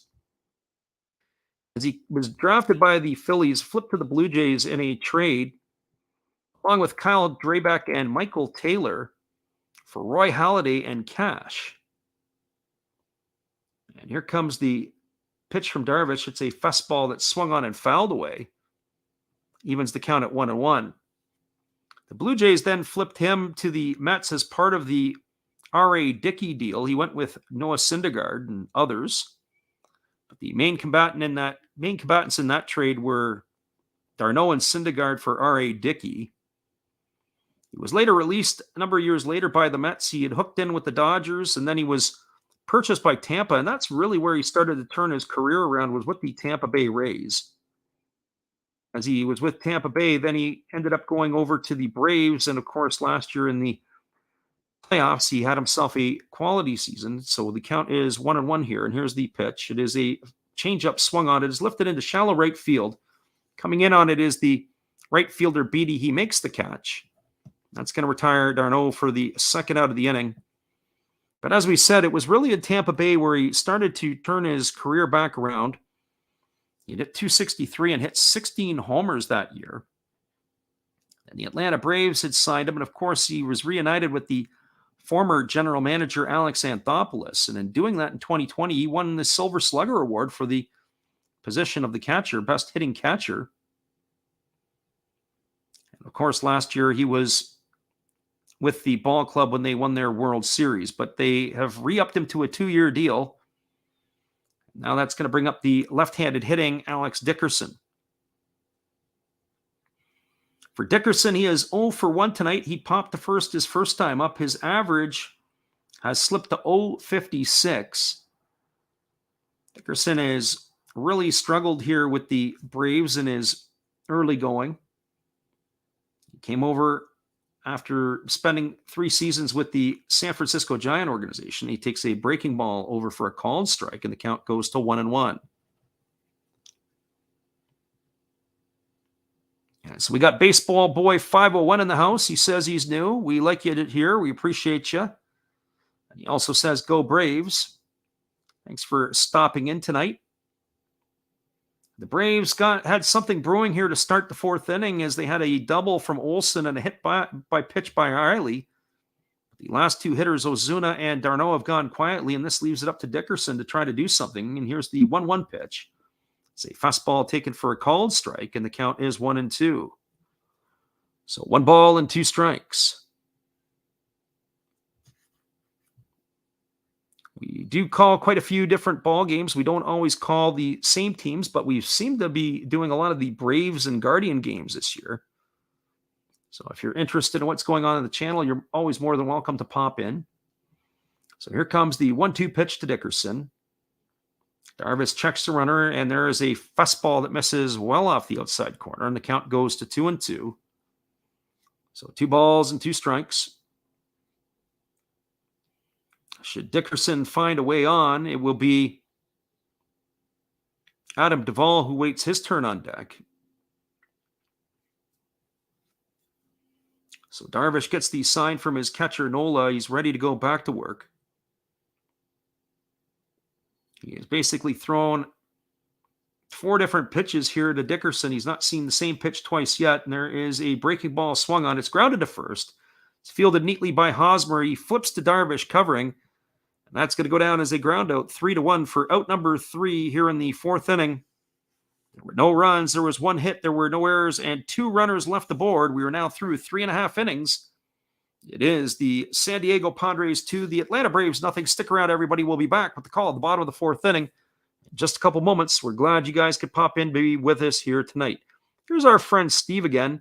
Steve Rademacher. After the game, be sure to check out his channel. He's got all kinds of crazy little things. Here's Steve. Hello, kids. Steve coming at you. It's Steve Rademacher. And if you like interesting stuff, if you like to laugh a little bit, and if you enjoy collecting, this channel's for you. If you like non-sport cards, we have them. You like pseudo-sport cards, we open them. Even if you like entire boxes of completely pointless stuff or other sports, we have everything here. I drop a different video every day, and there's always a theme to it, from No Filter Friday to Saturday morning cartoons, even Sunday shoutouts. Once in a while, we'll get a little froggy and show Money Money Monday, where I showcase a bunch of my currency. We have Legos, we have Star Wars, we have a good time. We even have my brother on Takeover Tuesday. Be there or be square. Back to Freddie. Appreciate you there, Steve, and make sure you go check out his channel after the game. That's Steve Rademacher. One thing that we want to know is how a Milwaukee fan truly eats a bratwurst, and if there's anybody who would have insight into that, that would be Steve Rademacher. Be sure to check out him and his channel after the game. We'll be back in just a moment, everybody, with the call, the bottom of the fourth inning. We're glad you guys could be here with us.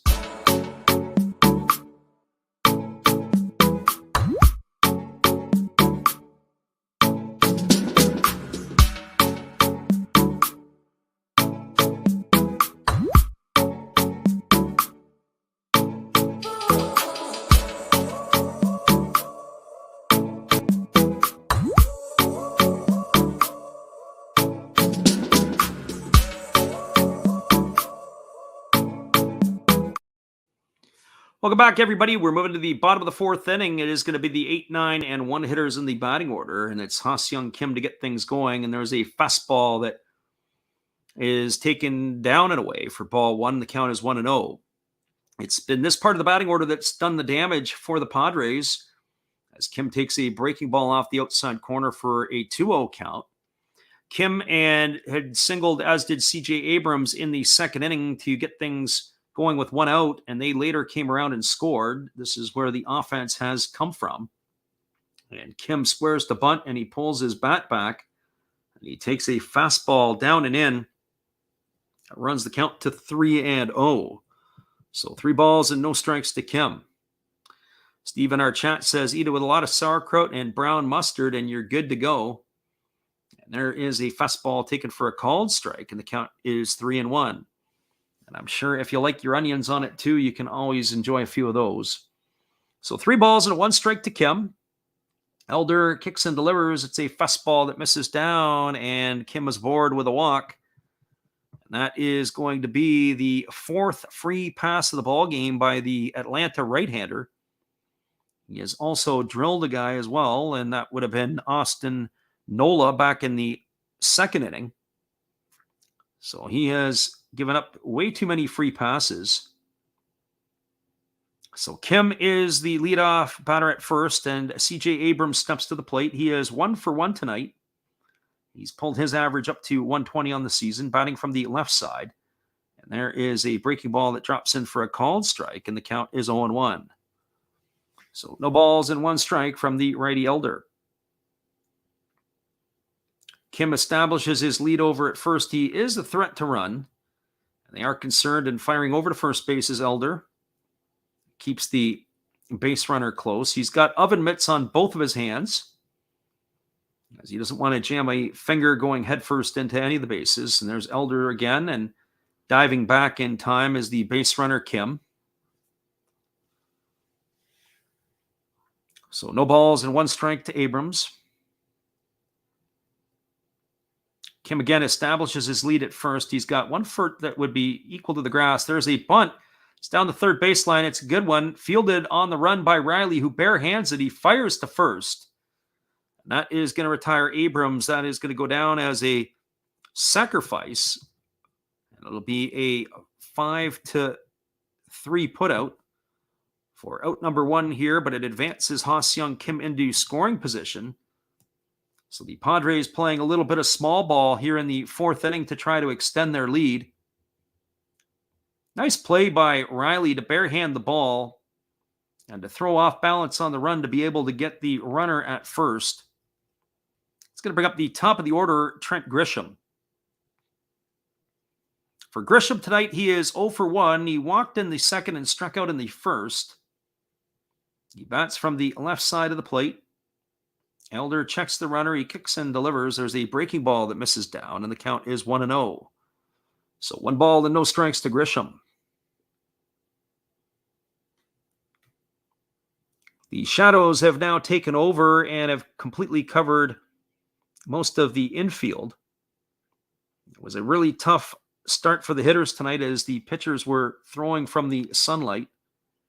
There is a fastball that's taken for a called strike, and the count is 1-1. That pitch got the upper inside corner. So 1 ball and 1 strike.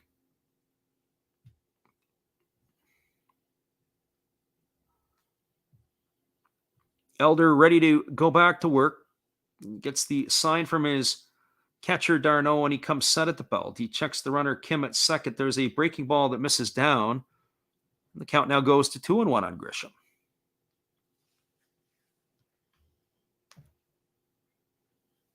One would have to think that Grisham here is going to be seeing something good to hit with 2-1. And here comes the pitch, and it is a fastball that misses just upstairs, and the count is 3-1. Anything here to move the runner along. A base hit here would score the runner from second. It's not been a great night. It's been a battle for Elder. He's only thrown 37 of his 69 pitches for strikes. And that is a result. You can see that in the walk department, as he has walked 5 guys tonight. And there is a fastball taken for a called strike. And the count runs to 3-2. One would have to think this might be the last inning that we would see of Elder. So Grisham has 3 balls and 2 strikes against him.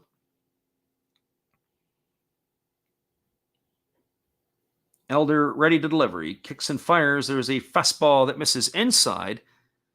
And Grisham has drawn himself a walk. That is the second walk allowed of the inning, as Grisham is aboard, and that's going to bring up the catcher, Austin Nola.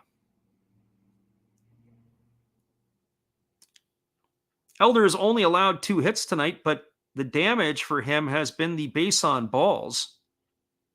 That is the 5th free pass tonight, and take on top of that, there's also a hit batter. There is no action in the Atlanta bullpen, so he is out there to eat up some innings. There's a breaking ball that misses down. They appeal down to the first base umpire, and Brian Knight says he went. That's going to run the count quickly to 0-1 to Nola.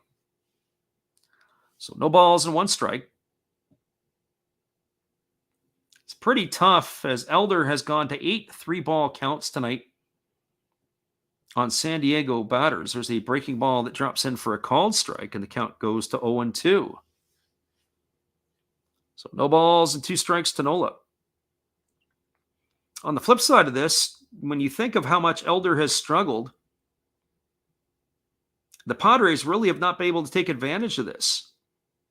Padres are only up 2-0 right now. They are threatening again. This is the 3rd inning that they've had runners in scoring position. And here comes the pitch. It's a breaking ball swung on. It's grounded to short.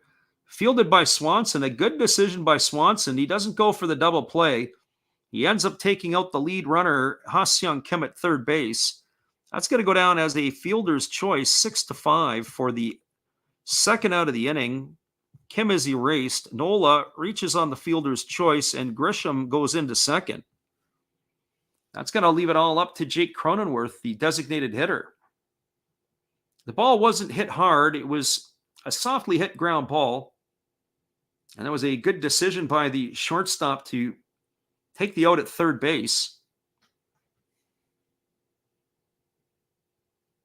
So that brings up Cronenworth to the plate, who is 0 for 1. He bounced into a fielder's choice, and he walked his other times up. There's a fastball swung on and missed, and the count is now 0-1. Cronenworth's average has slipped to 222 on the early season. He's going to be an important player in the Padre lineup.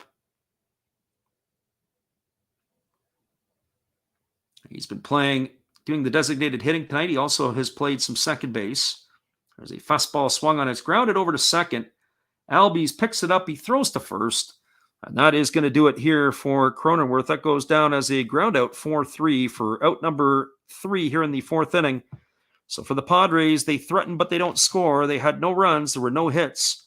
There were no errors, and 2 runners left aboard. We are now through 4 complete in San Diego. It is the San Diego Padres 2.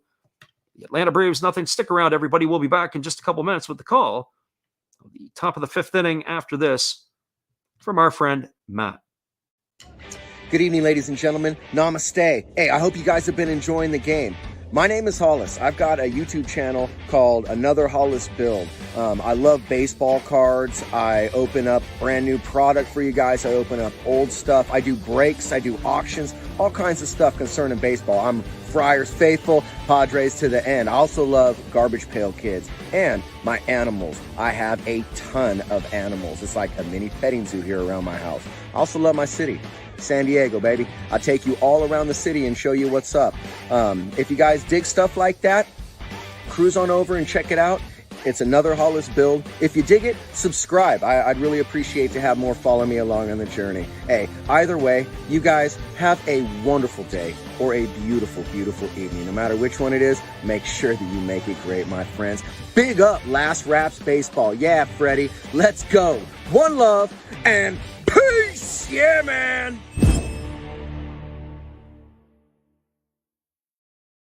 Welcome back, everybody. That's our friend Matt Hollis. After the game, be sure to go and check him out.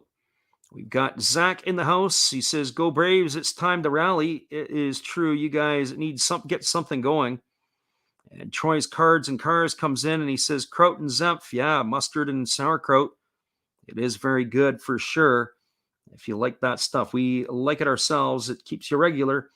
That is Troy and our friend down in the great state of Mississippi. So here we go, everybody. It is Yu Darvish getting back on the hill for his fifth inning of work. He's been absolutely electric tonight. He ran into a little bit of trouble in the fourth inning, allowing that leadoff double to Olsen and hitting Riley, but he settled down to retire the side. He's going to face the 7, 8, and 9 hitters in the Atlanta batting order. It's Adam Duvall, Eddie Rosario, and Dansby Swanson. So 7, 8, and 9 coming to face Darvish.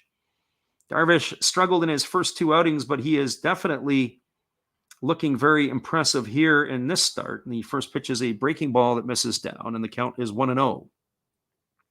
So 1 ball and no strikes to Adam Duvall. All the hits tonight have come off the bat of Matt Olson for the Braves. Duvall is 0 for 1. And so he is ready to face the hitter Duvall, and he throws a breaking ball, and that's fouled away, and the count's 1-1. Troy says that Darvish made short work of the D-backs bats. Yeah, it's his ERA entering tonight's game was a fluffed up ERA of almost 10 or almost 11. Came in tonight, I believe it was 10.57. So he got roughed up, but he's slowly bringing this down. Here comes the 1-1 pitch to Duvall. And here comes the pitch. It is a breaking ball that misses down, and the count goes to 2-1. Yeah, Matt Olson has definitely helped the Atlanta Braves forget about Freddie Freeman with his hot start. And I think long-term, even though it's a bit painful for those Braves fans, I think Olson being 4 years younger is going to pay dividends for the Braves. There's a fastball swung on and missed, and that's going to run the count now to 2-2 to Duvall. So Duvall getting ready to face Darvish again. It's the 2-2 count. As we said tonight, it looks like it's a late arriving crowd in San Diego. We noticed that the upper deck is starting to fill up a little bit. It's not a full house by any stretch. So here comes the 2-2 from Darvish, who kicks and delivers. It is a fastball. Take it for a called third strike. That was right at the knees. Duvall doesn't like the call. You could tell from his body language as he strolls back to the dugout. He is retired for the first out of the inning. That is going to be strikeout number 6 in the books for Darvish. I have to tell you, from our look at that, that is definitely interesting. I don't know if that was definitely a home-cooked call. While we're talking about the Japanese, we did the call a week ago when Roki Sasaki threw that perfect game against the Oryx Buffaloes. He had 19 strikeouts. He had tied a NPB record for most strikeouts in a game. He actually had an opportunity to get to 20. There's a fastball swung on his tap slowly to first. It's fielded by Hosmer. He steps on the bag, and that is going to be a ground out. It goes down as a ground out to 3 for out number 2. And that is going to leave it up to the shortstop, Dansby Swanson. For Swanson tonight, he is 0 for 1. He struck out looking his first time up. So Roki Sasaki threw a perfect game last week for the Chibalote Marines. Well, last night, He went 8 perfect innings again, striking out 11. He was at 102 pitches when they took him out of the ball game. The reliever Masuda came in and struck out the side in the 9th. And what do you know it? They lost the game 1-0 in 10 after the reliever came in the 10th inning and served up a solo shot. And unfortunately, that is how that game ended, 1-0. But he has thrown 17 innings without allowing a base runner or a hit. Absolutely fantastic stuff from the right-hander who can bring it up to 100+ miles an hour. So here comes the pitch from Darvish. It's a fastball that misses inside. That runs the count now to 2-0. So keep that name bookmark. Roki Sasaki of the Chibalote Marines. He's only 20 years old.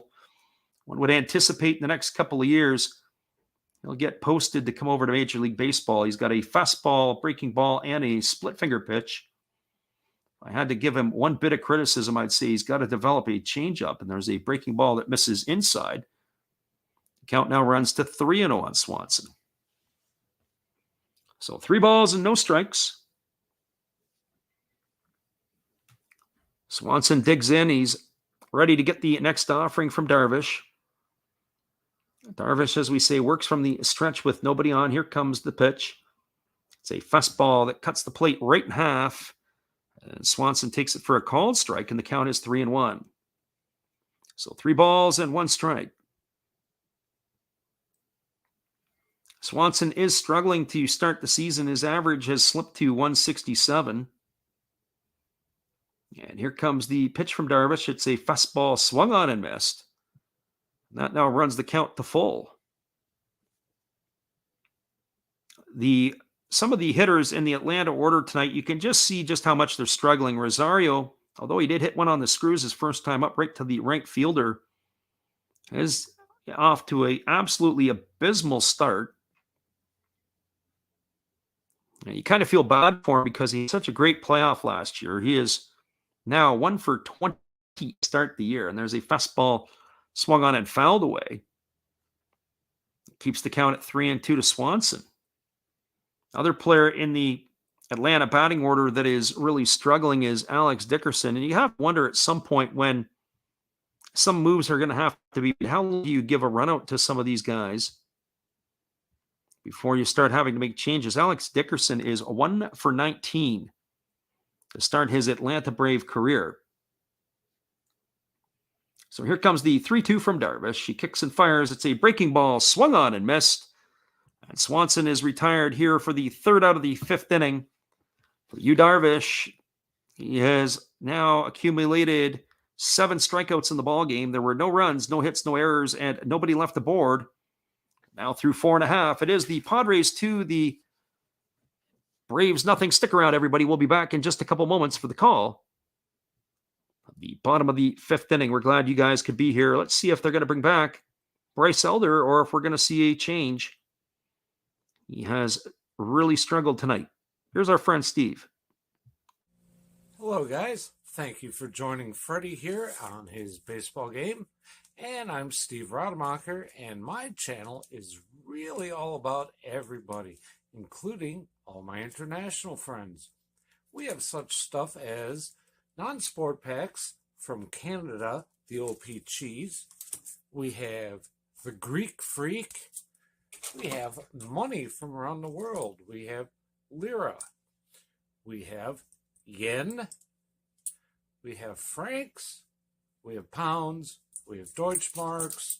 We have all kinds of cool stuff like that. We even have some cooler things like Japanese women wrestlers and OP-Chi baseball cards where I cannot read the back. We even have unopened material like the royal family, I know it's backwards, from London, England. Thank you for watching. Back to Freddie.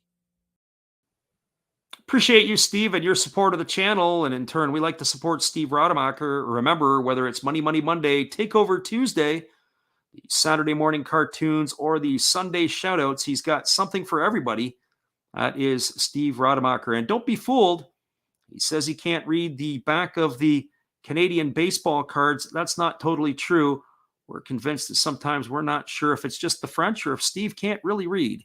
But that is for you to decide, and be sure to check out his channel when you get that opportunity. So here we go. We're moving to the bottom half of the fifth inning. It's going to be the heart of the San Diego batting order. That means it's going to be Manny Machado, Eric Hosmer, and Jerkson Profar. And they are going to be coming up to bat. They're due up in their half of the fifth inning. The story tonight so far has been the 2-run second inning. It was a leadoff or 1-out single by Ha-Seong Kim, another single by Abrams. They got everything going, and that's where we stand as they were driven home for the 2 runs later in the inning by Austin Nola and others. So 2 runs there, Kim and Abrams have done the damage. And here's the first pitch breaking ball that misses down, and the count is 1-0. Elder ready to go back again. He delivers a fastball down, and now the count is 2-0. So 2 balls and no strikes. Our friend Kawasaki says, I like this Elder. He gets into trouble but keeps it in the ballpark. There's another breaking ball. Let's take it for a called strike, and the count is 2-1. There is action in the Atlanta bullpen. So one would have to think that Elder is going to be in his last inning of work here. And here comes the 2-1 pitch. It's a fastball swung on. It's popped up behind second base. Moving over underneath it is the first baseman, Olsen, who was in the shift.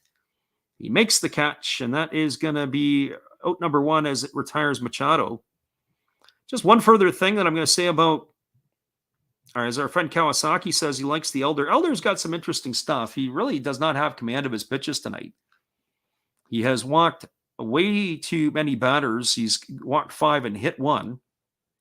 But there is a lot to like because he is able to mix his pitches, and he flashes that he can throw 3 different ones that I think once he gets the command of, he'll be able to at least throw 3 for strikes. There's a fastball that misses inside. Count is 1-0. I'd like to go back and maybe look at the highlights, or maybe even go back and look at that first start of his. He reminds me of one-time Detroit Tiger Brian Moeller, who had some decent seasons in a bad ball club in Detroit in the early 2000s, where he would always get himself into trouble and pull a Houdiniac to get him out of it. There's a breaking ball that is swung on and fouled away, and the count is 1-1. Moeller had some 500 seasons with the Tigers. But again, he would always get himself into trouble and find a way to battle back, and that's what we're witnessing with Elder tonight. He's got a lot of fight in him. There's a fastball that misses inside to Hosmer, and the count goes to 2-1. So 2 balls and 1 strike. And here comes the pitch. It is a changeup that is swung on and missed. That runs the count now to 2-2. So 2 balls and 2 strikes to Hosmer. This is going to be the 85th pitch of the night for Elder. As we said, we would anticipate that he's probably got not a lot left in him. And there's a breaking ball that misses down and in, and the count goes to 3-2. One would think if he's able to get through Hosmer here, he'll get the opportunity to finish the inning and set it up for the Braves to get their relievers in for the 6th. Here comes the 2-2 pitch. There's a fastball swung on. It's tap foul just behind home plate on the first base side. Keeps the count to 3-2 to Hosmer.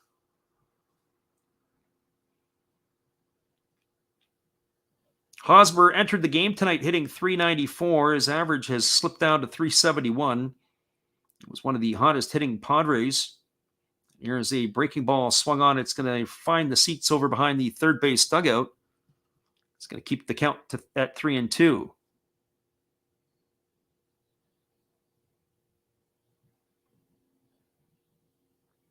Troy said he had to go and research where Darvish got lit up. Yeah, against the Giants, he did not do so well. There's a fastball that swung on. It's fouled right off at home plate, and it catches Travis d'Arnaud just in the inner part of the thigh. He just missed having the family jewels taken out. And when you're catching off of one knee like that, you don't get a lot of protection as the shin guards are all on the ground, and that's going to keep the count at 3-2. So here comes the 3-2 pitch. It's a breaking ball swung on. This ball is belted into right field. Coming in on it is the right fielder Rosario, and he slides and can't make the catch.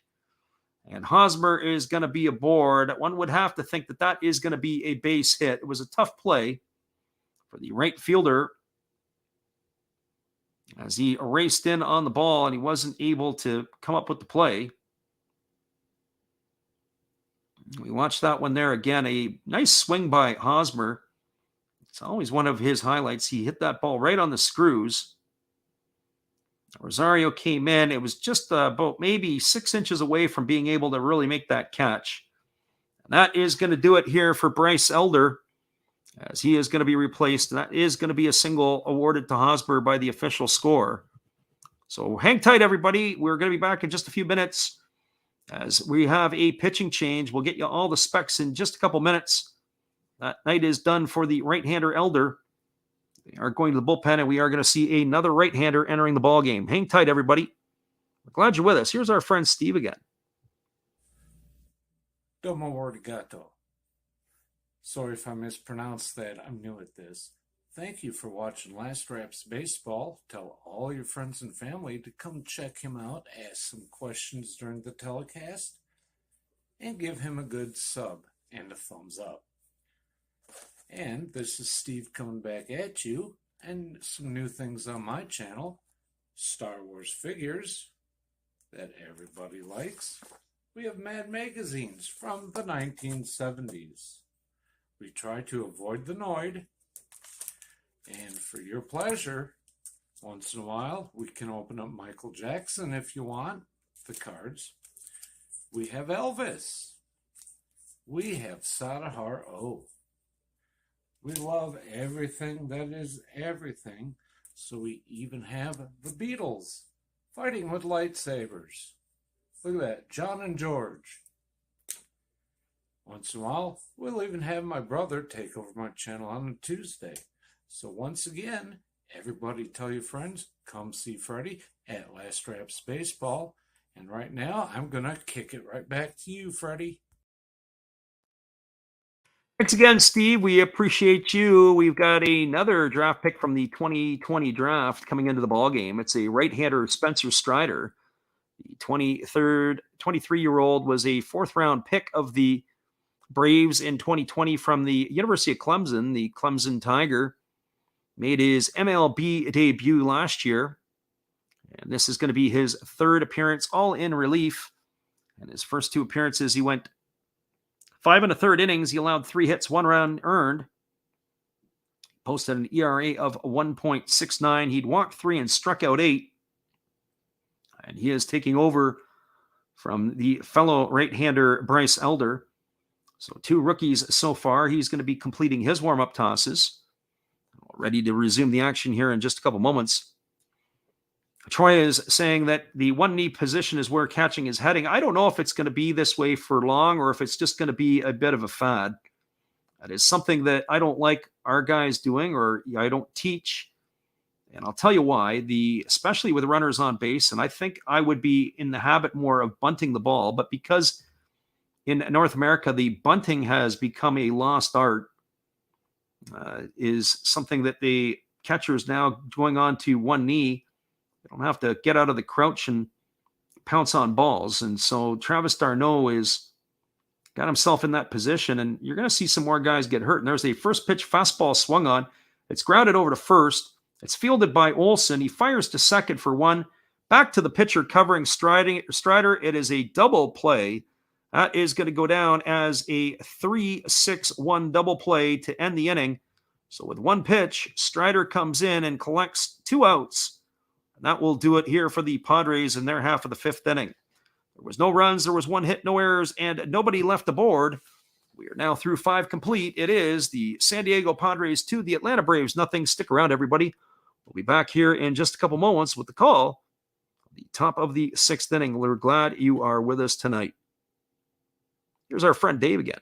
Hey everybody, thanks for checking out the game and Last Raps Baseball. This is Dave, Zero Thought Sports Cards. If you like pack openings, baseball, all that good stuff, check us out. Drop a comment on our channel this month to win a mystery pack of cards. All you gotta do is say Last Rap sent you to be entered. And we'll drop a video later on this month announcing the winner. Enjoy the game.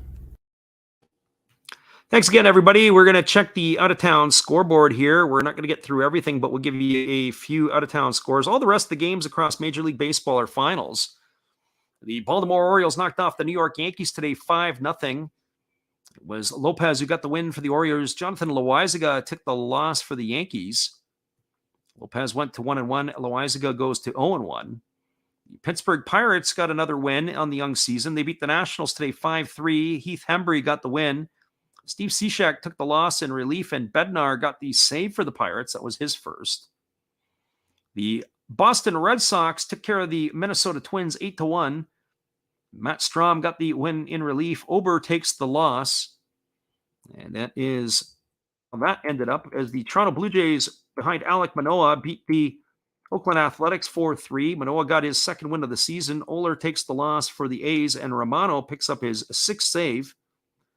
And our last scoreline that we're going to provide to you here, the New York Mets shut out the Arizona Diamondbacks 5-0. Shreve got the win. Ramirez took the loss. We'll pick up more of the finals for you in just a little bit, but we're going to come back to the stream. Our friend Troy says that the few workshops he's watched, they say about better range and faster movement. I think one of the things that they like to talk about is that the catchers can get underneath the ball better and get the low strikes. But I don't necessarily buy some of that stuff, and I'll explain it in a little bit more detail as my thoughts are on it in this regard. And here comes the first pitch from Darvish. It is a breaking ball that is swung on by Albies, and it is quickly 0-1. Albies, Olsen, and Riley here to face Darvish. I had a catcher who caught for me who was one of the best receivers I've ever had. In fact, probably learned more from him than I taught him. It was a fellow named Greg Denson. Greg played on the Canadian junior national team. He ended up being the bullpen catcher for a bit for the Toronto Blue Jays organization at the big league level. There's a count that's now 1-1. And Denson had a couple of things going for him. He was very flexible. He had outstanding lower half of his body. He was almost like a gymnast in his lower half. So his flexibility allowed him to do things that most people couldn't do. There's 2 balls and 1 strike. He was able to really get up underneath the pitches. He was able to work from the ground or from the knees up as he would receive the pitches. And so he wouldn't let the glove dump. He wouldn't let the ball take him for a ride when he was catching pitches. There's a fastball swung on at his line right to the second baseman, Abrams. And Albies is retired here for the first out of the 6th inning. So 1 up and 1 away, and that's going to bring up the first baseman, Matt Olson. For Olson today, he has been the entire offense for the Atlanta Braves. He's got both hits tonight. That is all the hits that the Braves have got. He is 2 for 2 against Yu Darvish. He's brought his average up to 444 on the season. So working from the pitch from the ground up, but the point of it is that if you've ever been an umpire and how umpires are going to be able to see pitches, the framing portion, sometimes people think to yank the glove is the frame. Really, the frame is just a subtle movement of the hand to straighten the glove out. And that is going to allow the pitches to be presented a little bit better to the plate umpire. And there's a fastball that misses outside. The count is now 2-0 to Olson. But certainly when you're behind the plate and you're umpiring a game, you've got catchers who you love to work or have catchers that are in front of you, and then you have other catchers that you just can't wait until they're gone. How they receive the ball is very, very important. So here comes the 2-0 pitch. It's a breaking ball swung on. This ball is lifted into deep right field. If it stays fair, it's going to be a home run, but this one is going to hook into the seats down the right field line, and it is going to be just a long foul ball. That's going to run the count to 2-1 now in Olson. But there is something that I like to teach with the catchers is we like to understand the catching triangle. Catchers need to be able to understand what the strike zone is. So when you think in a traditional setup, working from the catcher's knees to the top of the face mask, you're looking at the catcher receiving in this game, that's typically where the strike zone is at a college, high school type of level, professional level.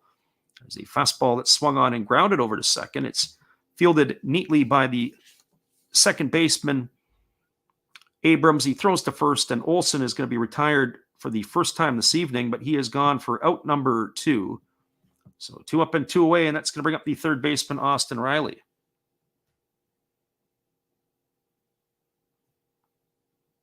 Troy says the left-right movement to stop the occasional wild pitch will be the only thing left for defensive catching. Well, I'm not necessarily convinced about that. And here's a fastball delivered to Riley. It is driven into deep center field, and that is going to be caught as Riley is the third out of the inning. So a very quick inning for the right-hander, Yu Darvish. They go 1-2-3 to the Braves in their half of the sixth. There was no runs, no hits, no errors, and nobody left the board. We're now through 5.5. It is the San Diego Padres 2, the Atlanta Braves nothing. Stick around, everybody. I'll be back in just a couple minutes. I'll carry on my thoughts about the catching position, and we'll be back with that again in just a moment. Here's our friend Matt. Well, you've got to have an ace in the hole, a little secret that nobody knows. Life is a gamble, a game we all play, but you've got to save something for a rainy day. You've got to learn to play your cards right if you expect to win in life. Don't put it all on the line for just one roll. You've got to have an ace in the hole.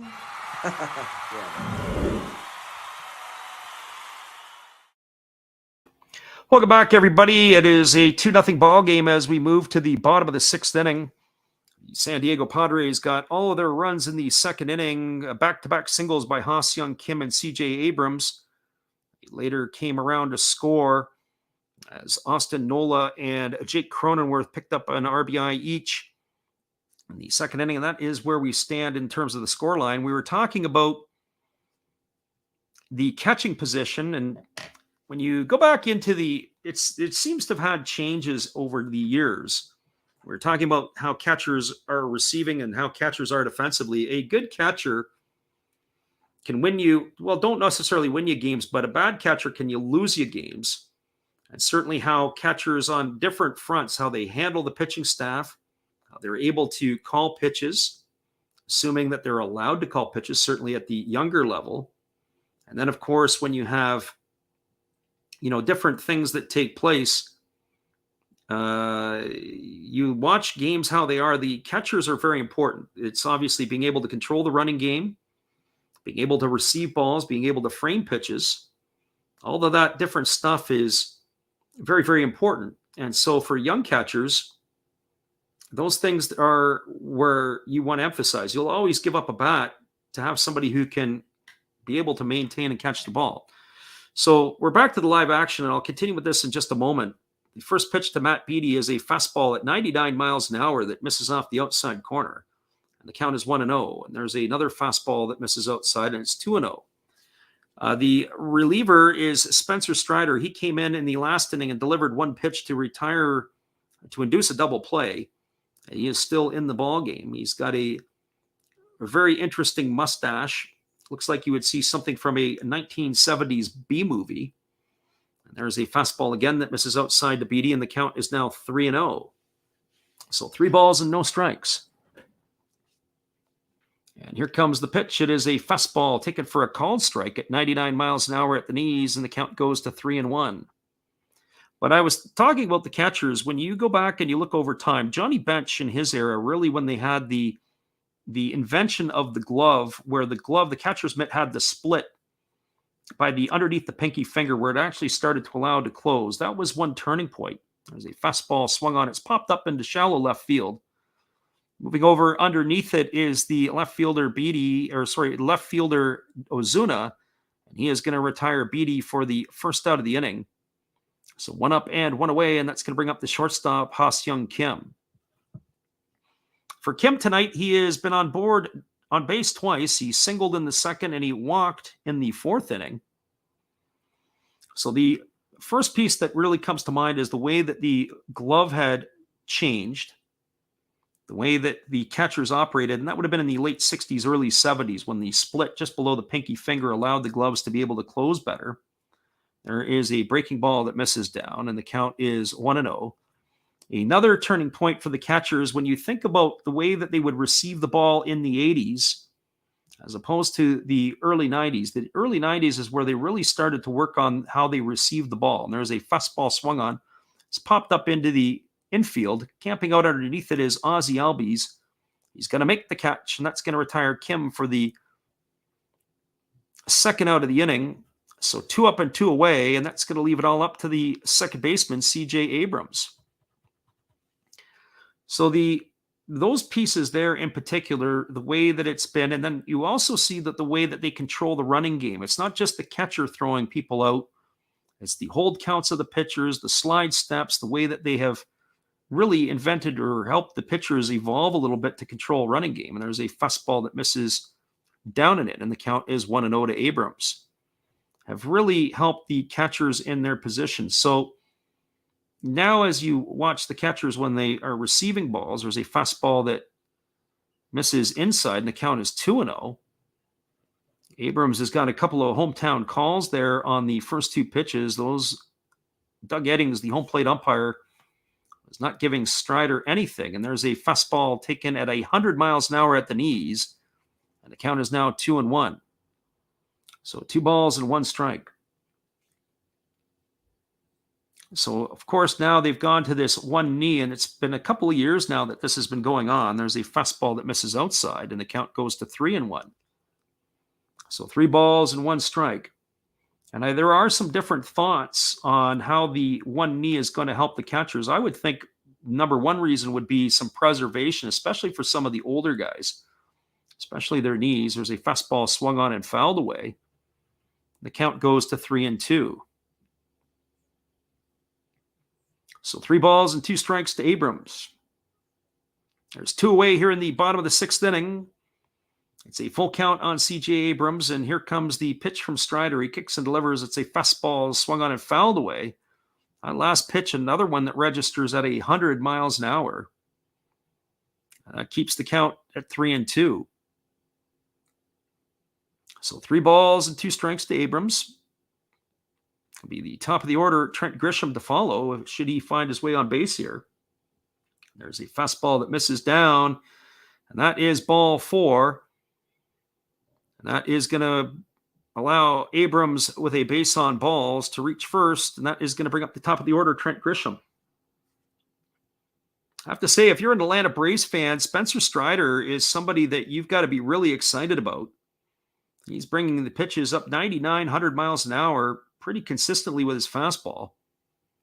He is fun to watch. He really attacks the hitters. So that brings up Grisham. He is 0 for 1 today. He has walked twice and struck out. He is hitting 146 on the young season. Strider working from the stretch. He fires over to first base, and diving back in time is the base runner, Abrams. He reaches safely. Our friend Troy says the pitcher-catcher combination is in sync so much more than it was. It just get batters out. Absolutely. You want to keep that runner out of scoring position. This would be one of those situations right now.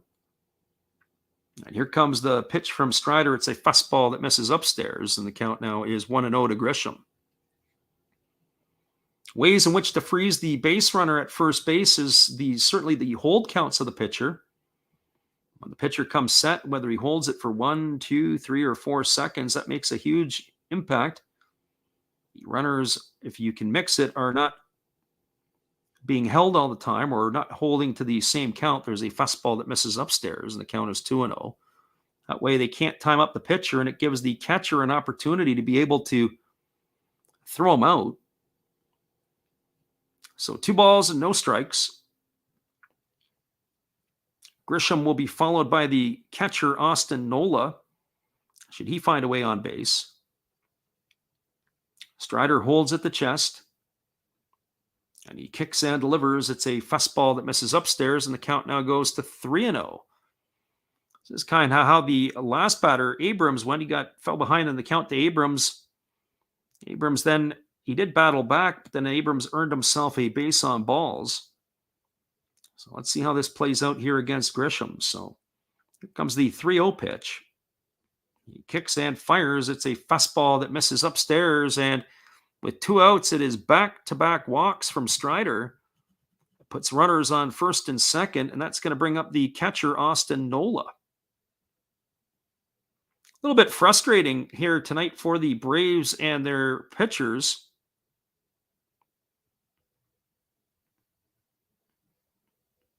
That is the 7th free pass in our books issued tonight to the Padres hitters. Padres have only got 2 base hits, and both of those came in the second inning.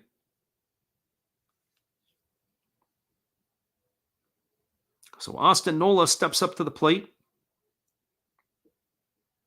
With 2 away and runners on first and second, and Strider kicks and fires. There's a breaking ball that buckles the knees of Nola, and he takes it for a called strike, and the count is 0-1.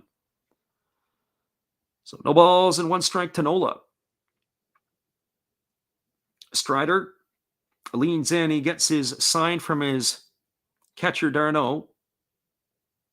He comes set at the belt. He checks the runner, Abrams, at second. He kicks and fires. There's a breaking ball that misses down, and the count goes to 1-1. Not sure what the leash on Strider is for pitches. One would think that the Braves may be looking to go to the bullpen in the 7th inning if he can get through the 6th here.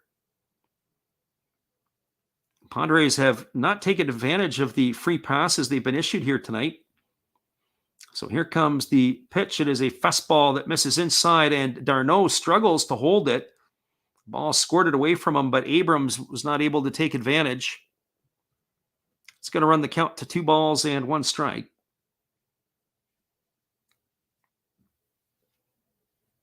Since Strider has entered the ball game, he's thrown 22 pitches, and 14 of them have been for balls.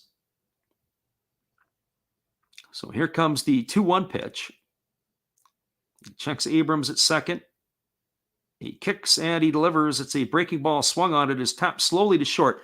Charging it is Swanson. He throws on the run, and he retires Nola on a ground out 6-3 for out number 3. So Strider does his Houdini act to get out of the inning. There were no runs in the inning. There were no hits, no errors, and 2 runners left aboard. We are now through 6 complete. It is the San Diego Padres 2, the Atlanta Braves nothing. Stick around, everybody. We'll be back in just a couple moments with the call of the top of the 7th inning. Here's our friend Dave. Make sure you visit his channel at Zero Fox Sports.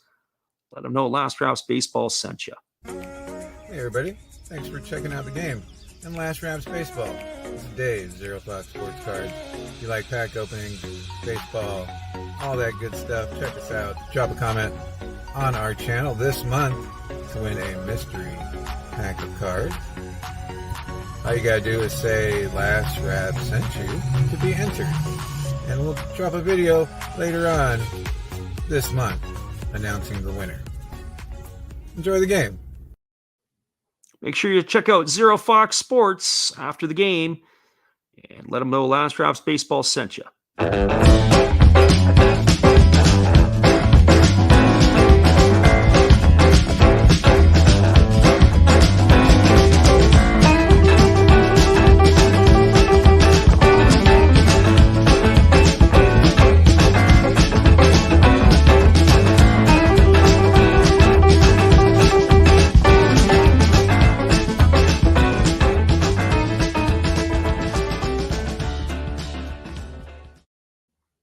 Welcome back, everybody. We're cruising to the top of the 7th inning. It is going to be the heart of the Atlanta batting order. That means Marcelo Zuna, Travis d'Arnaud, and Alex Dickerson will be in to face the right-hander Yu Darvish. We continue on with our look at the out-of-town scoreboard from Major League Baseball. As we said, all the other games are finals. The San Francisco Giants knocked off the Cleveland Guardians 8-1 today. We originally were on the call of that game, but we had some serious technical difficulties. We had to kibosh it. In some ways, I'm kind of glad we did.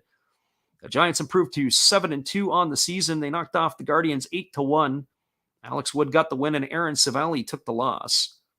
The Miami Marlins improved their record to 4-5. They knocked off the Philadelphia Phillies 11-3. It was Hernandez getting the win. Zach Wheeler got roughed up in the loss. He falls to 0-2 on the season. The Tampa Bay Rays took care of the White Sox 9-3. Mazda got the win, and Velasquez took the loss.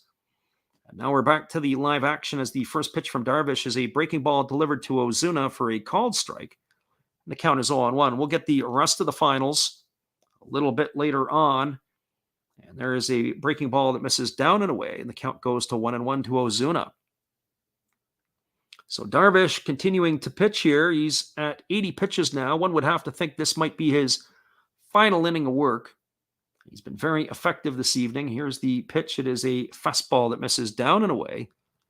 And the count now goes to 2-1. So 2 balls and 1 strike to Marcell Ozuna. Ozuna tonight is 0 for 2. He struck out and popped out his only other 2 trips to the plate. As we mentioned earlier, the only offense has come from Matt Olson, and he has a single and a double. There's a fastball swung on. This ball is belted to deep left field. Looking up is the left fielder Jerkson Profar, and it is gone. A home run for Marcell Ozuna here to lead off the 7th inning. That ball was a rainmaker as it reached into the stands about only maybe 5 or 6 rows deep. But that ball was absolutely lifted. And that ball is going to be a souvenir for a San Diego fan. That ball was a 407-foot blast, and that is going to be cut the score to 2-1. It was a 2-seam fastball that came right in at the knees. Ozuna was able to drop the barrel, and that one went right for a ride. And he has driven that one right into the seats to cut the scoreline to 2-1. So Zach jumps in, and who is a Braves fan, says, sweet. And yeah, it is a good thing to have him back. That's really the first mistake that Darvish has made all night. And he is punished for it. The other hits that Olson had were single and a double, but that is an absolute blast. That's going to bring up the catcher, Travis d'Arnaud.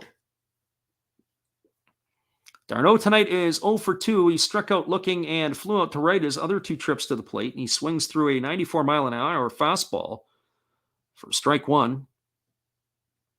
d'Arnaud has seen his average slip to 259 tonight. That ball was absolutely scorched by Ozuna. And as I said, it was an absolute rainmaker. Not only would it have distance, but it had height. There's a breaking ball that misses down to d'Arnaud, and the count goes to 1-1. So 1 ball and 1 strike.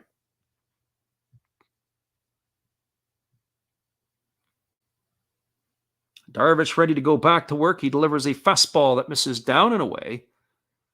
And the count now is 2-1.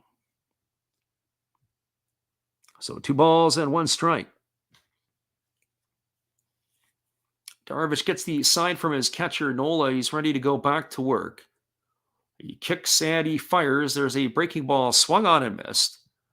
And the count is now 2-2. I have to say, in some ways, to some of the Atlanta hitters, it's almost unfair when Darvish throws his breaking ball and then his fastball sets up his splitty. There's just too many things here that are in play. You can watch it as he delivers. It's kind of interesting just to watch how he's able to keep the hitters off balance. But he sure didn't fool Marcell Ozuna, as Ozuna smoked that ball into the left field seats. So here comes the pitch, and it is a breaking ball swung on and missed. And d'Arnaud is down on strikes for out number 1 here in the 7th inning, and that's going to bring up the designated hitter, Alex Dickerson. So you're Alex Dickerson, and you're struggling entering the ballgame. He's batting .053 as he's 0 for 2 tonight. And your name's in the lineup card, and you're saying, I get to face you, Darvish. Oh, man. That makes the night even more rough. There is action in the San Diego bullpen, as they do have a right-hander up and throwing.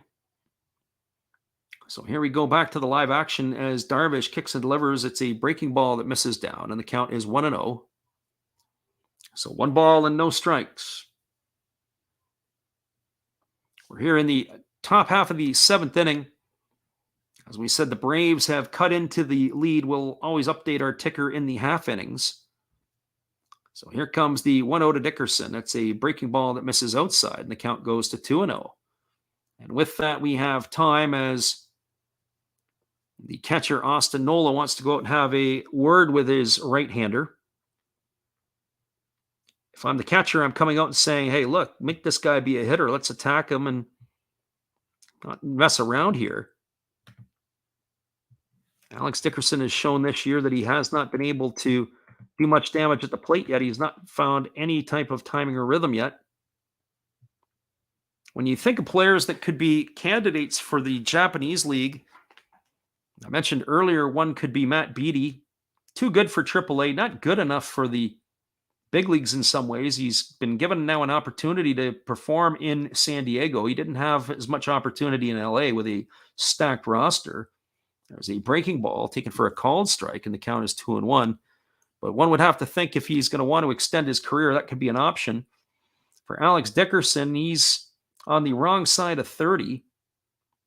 So whether or not he would get that type of opportunity remains to be seen. There's a breaking ball swung on and fouled away, and that's going to run the count to 2-2. I think of former Padre and Royal Brian O'Grady, who was over with the Saitama Cebu Lions. He has taken full advantage of the opportunity, and players who do go over, they can do it two ways. They can either bounce back, or they could do what Leonis Martin and Brandon Laird have done. Brandon Laird, of course, a former first-round pick of the New York Yankees, has now been over in Japan for 8 seasons. And there's a changeup swung on. It's grounded over to Abrams at second. He fields it. He fires over to first. That's going to retire Dickerson on a ground out 4-3 for out number 2. That's going to leave it all up to the center fielder, Adam Duvall. For Adam Duvall tonight, he is 0 for 2. He's flown out to center, and he has struck out in his 2 trips to the plate. And the first pitch is ready to come on the way from Darvish here. And Darvish instead steps off the mound, and he's ready to reset himself.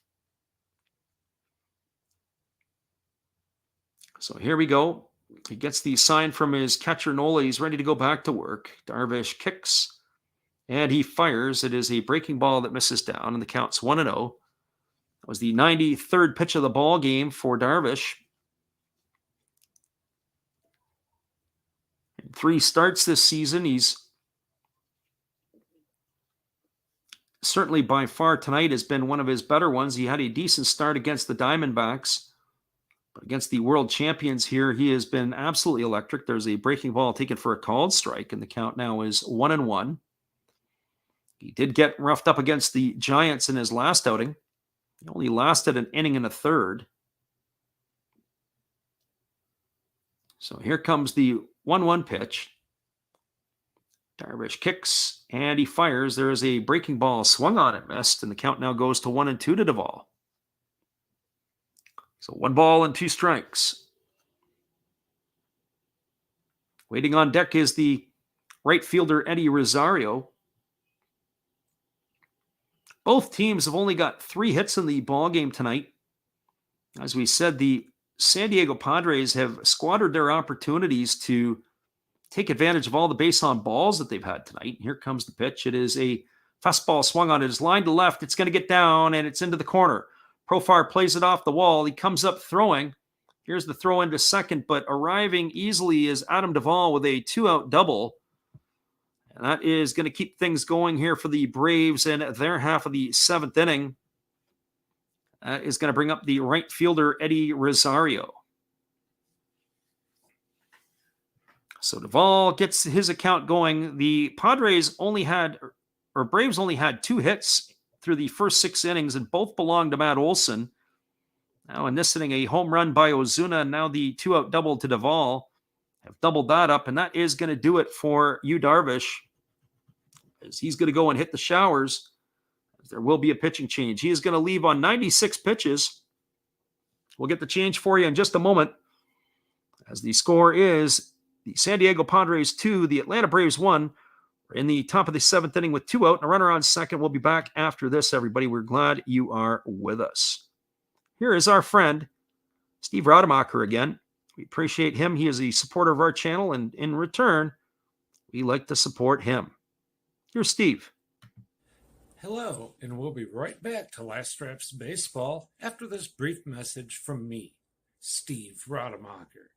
Thank you all for watching my channel and supporting me. Thank you all for supporting Freddie and Last Reps Baseball. He does an awesome job commentating. And to show you some more stuff that you could see on my channel, we have shiny Pokemon cards. We have Hall of Fame quarterbacks like Brett Favre. We have Bo Jackson playing baseball. That's right. That's his rookie card. Very nice. We even have gold. We have gold. We have wrestlers. That's Roddy Piper. And yes, we even have Jason Stokes and many ways to destroy him. So now, thank you again. Back to your regular program with your host, Last Reps Baseball.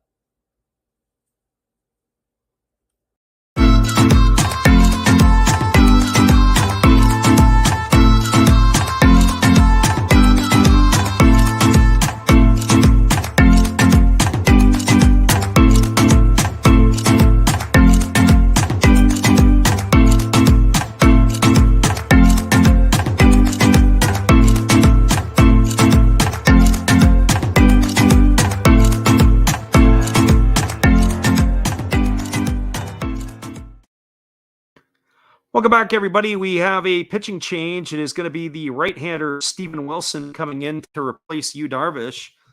Darvish right now is in line for the win, but the runner at second is his responsibility. For Steven Wilson, the 6'3", 220-pound right-hander is 27 years old. He was an eighth-round pick of the Padres back in the 2018 draft from Santa Clara. On the young season, he's appeared in 3 games. He's already got a record of 2-0. He has 4 innings pitched. He has struck out 7 at an ERA of 2.25. And so here we are ready to resume the action. As again, he's going to face the right fielder, Eddie Rosario. Rosario tonight is 0 for 2. He lined to right field, and he is grounded to first and is only 2 trips up. And there's a breaking ball swung on. This is lifted into center field. Moving back to his right is the center fielder, Trent Grisham, and he's going to make the grab. That will retire Rosario for the 3rd out of the inning. So 1 pitch, and that's what it takes for Wilson to retire the side. But there was damage in the inning. It was a leadoff home run by Marcelo Zuna. There were 2 hits. There were no errors and 1 runner left aboard. We are now through 6.5. It is the San Diego Padres 2, the Atlanta Braves 1. Stick around, everybody. We'll be back with the call at the bottom of the 7th inning in just a couple moments. We're glad you guys could be here with us. Hang tight, everybody. Here's another one of our Did You Knows. Did you know?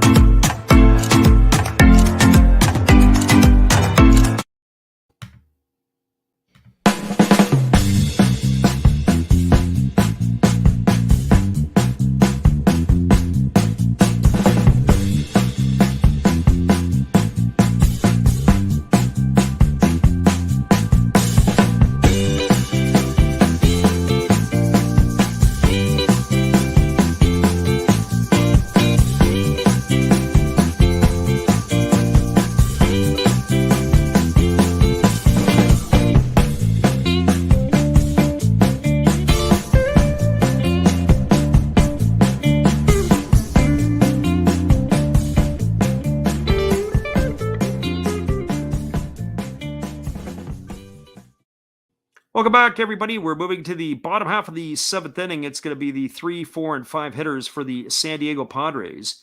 Due up will be Jake Cronenworth, Manny Machado, and Eric Hosmer. And we're going to see if the Braves are moving to the bullpen again or if they're going to stay with Spencer Strider. Strider had some challenges throwing strikes, but he was able to get himself out of jams. Of course, the first inning of work, he threw 1 pitch and induced a 3-6-1 double play in the 5th. Last inning was a bit of a challenge for him, and it is that time where we are getting into the bullpens. We will get our reports in just a moment. Our friend Zach says Matt Olson was a Parkview High School Panther, which is also his alma mater. He is a Southern guy for sure. Not much baseball left for the Braves to rally, says Troy, but as long as they can hold it down, they don't have far to go. A 2-1 ball game, 1 swing of the bat can tie this game up. They will be down to their final 6 outs. It'll be a test for the Padre back end of their bullpen to be able to seal the deal.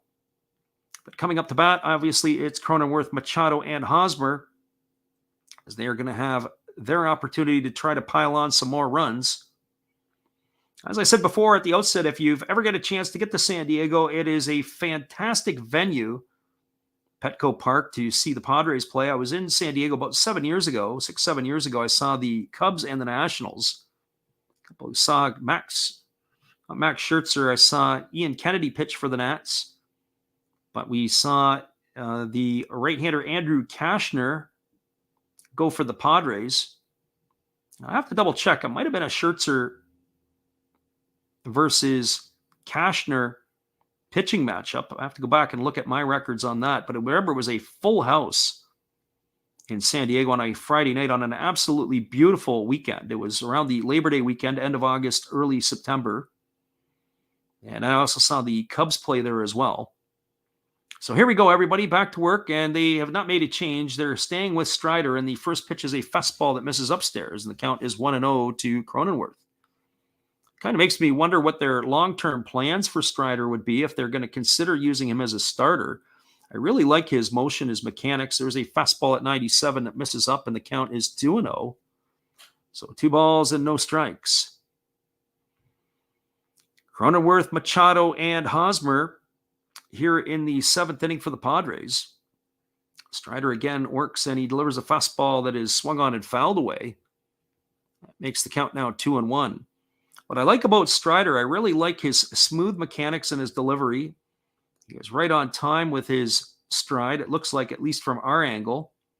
He also has got some movement on his pitch, but it's hard not to like somebody throwing 99 to 100 miles an hour. There's the 2-1 pitch, and there's a fastball swung on and fouled away. It's going to run the count to 2-2. So 2 balls and 2 strikes. So the pitching-rich Atlanta Braves look like they've got more richness on the way. So 2 balls and 2 strikes. Cronenworth waits. There's a fastball delivered. This ball is swung. It's hit to deep center field. Moving back just in front of the warning track is Adam Duvall, but he's there to make the catch. That will put Cronenworth away for the first out here in the 7th inning. That is going to bring up the third baseman, Manny Machado. For Machado tonight, his average has slipped to 326 as he's 0 for 3. He's bounced into a fielder's choice. He's flown to left and popped to first. And he strides to the plate here in the bottom of the 7th inning. So Machado ready to face the right-hander Strider. Strider gets the sign from Darno. He's ready to go to work. There's a fastball that is swung on and fouled away. The count is quickly 0-1 to Machado. Manny Machado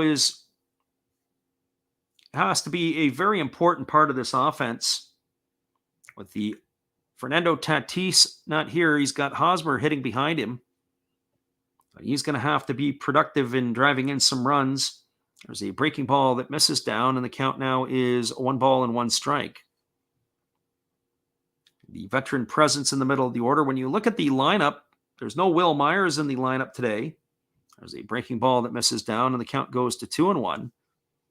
As Matt Beattie got the start in right field. But you look at the mix of Cronenworth, Machado, Hosmer, Myers, when Tatis is healthy.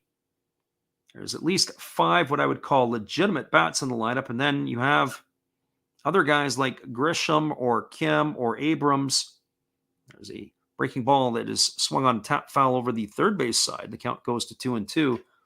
And I think the Padres are hoping that 1 or 2 of those guys can break out and join that class of the top hitters that they have in their order. And if that can happen, that just makes the Padres lineup deeper and even more dangerous. But there's a lot of ugly-looking numbers in this lineup right now in the early going of the season. So here comes the 2-2 pitch. There's a fastball swung on. This is driven into center field. Moving back in front of the warning track and making the catch is Duvall. And that is going to retire Machado for the 2nd out of the inning. That's going to leave it up to the first baseman, Eric Hosmer. For Hosmer tonight, he is 1 for 3. He singled his last time up.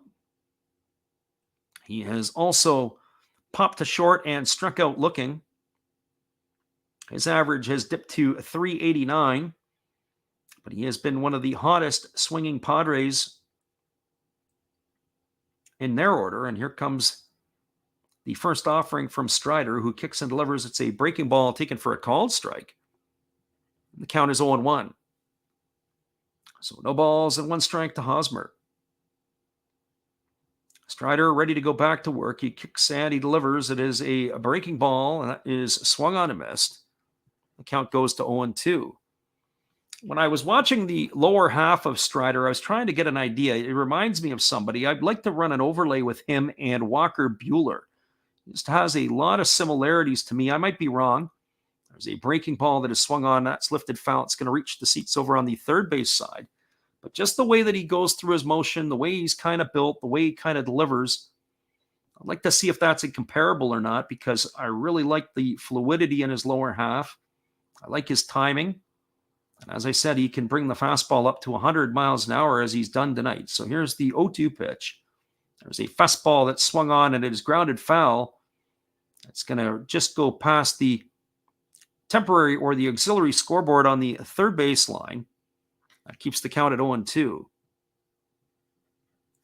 So that's how it looks in terms to me about Strider when I watch him deliver. I also like his arm action here as well. Here comes the pitch. There is a fastball that is swung on, and that's again fouled away. And the count remains at 0-2. I think that he started him off with 3 breaking balls, and then he came with 2 fastballs. Be interesting to see how he's going to try to put Hosmer away here. I think I'd try to go back to the soft stuff, maybe something down and in, but we're going to find out right now. Here comes the 0-2 pitch. And there is a breaking ball. It is down and in, and it is grounded foul on the first base side. Hats off to Eric Hosmer for keeping this battle going, as this is about to become the 7th pitch of the at-bat. So no balls and 2 strikes to Hosmer. He stands in on the left side waiting for Strider to deliver, who kicks and fires. It's a fastball, and it's swung on and fouled away right into the catcher, d'Arnaud. That is going to keep the count at no balls and 2 strikes.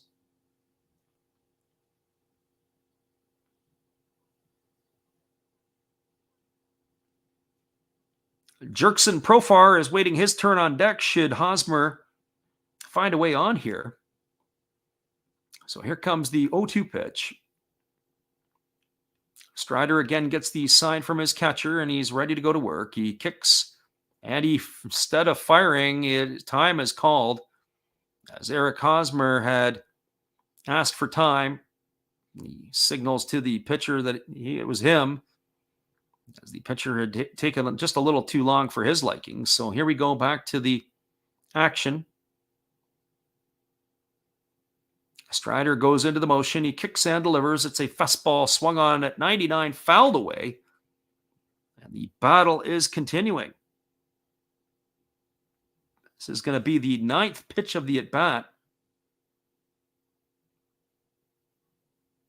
Hosmer definitely here giving a battle to the pitcher Strider. Here's pitch number 9. It is a breaking ball that misses down and in. And now the count goes to 1-2. So pitch number 10 coming up here to Hosmer. I remember last year we watched a game between the Pirates and the Cubs, and Anthony Rizzo had something crazy. It was like a 14 or 15 pitch at bat. And then he finally deposited a fastball into the seats. So here comes another pitch. It's a breaking ball that gets all the way by the catcher, d'Arnaud. That now runs the count to 2-2. So here comes pitch number 11 of this at bat. Hosmer has really hung in there and battled.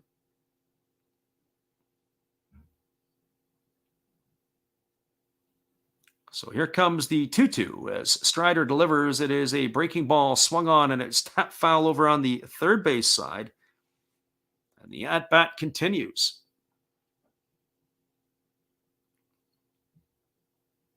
You got to give Hosmer props for battling here. He is a tough out. This is pitch number 12 on the way. Here comes the pitch. It is a fastball swung on. It is lined softly to short. Dansby Swanson picks it up off his shoe tops.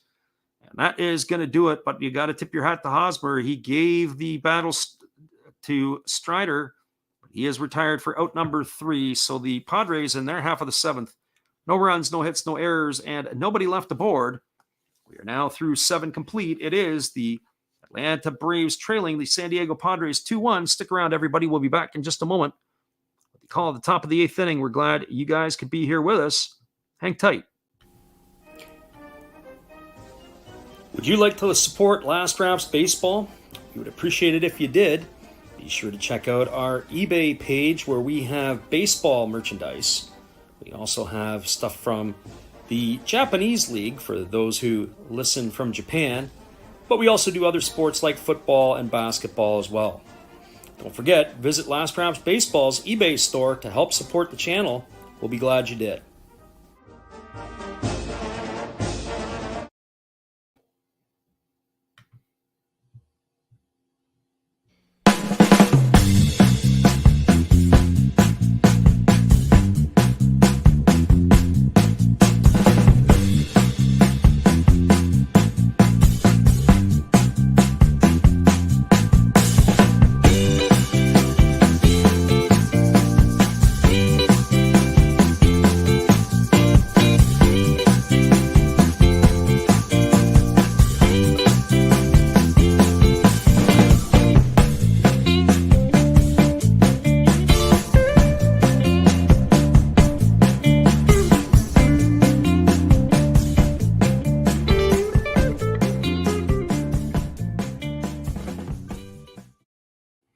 Welcome back, everybody. We are moving to the top half of the 8th inning. It is a 2-1 scoreline here for the San Diego Padres over the Atlanta Braves.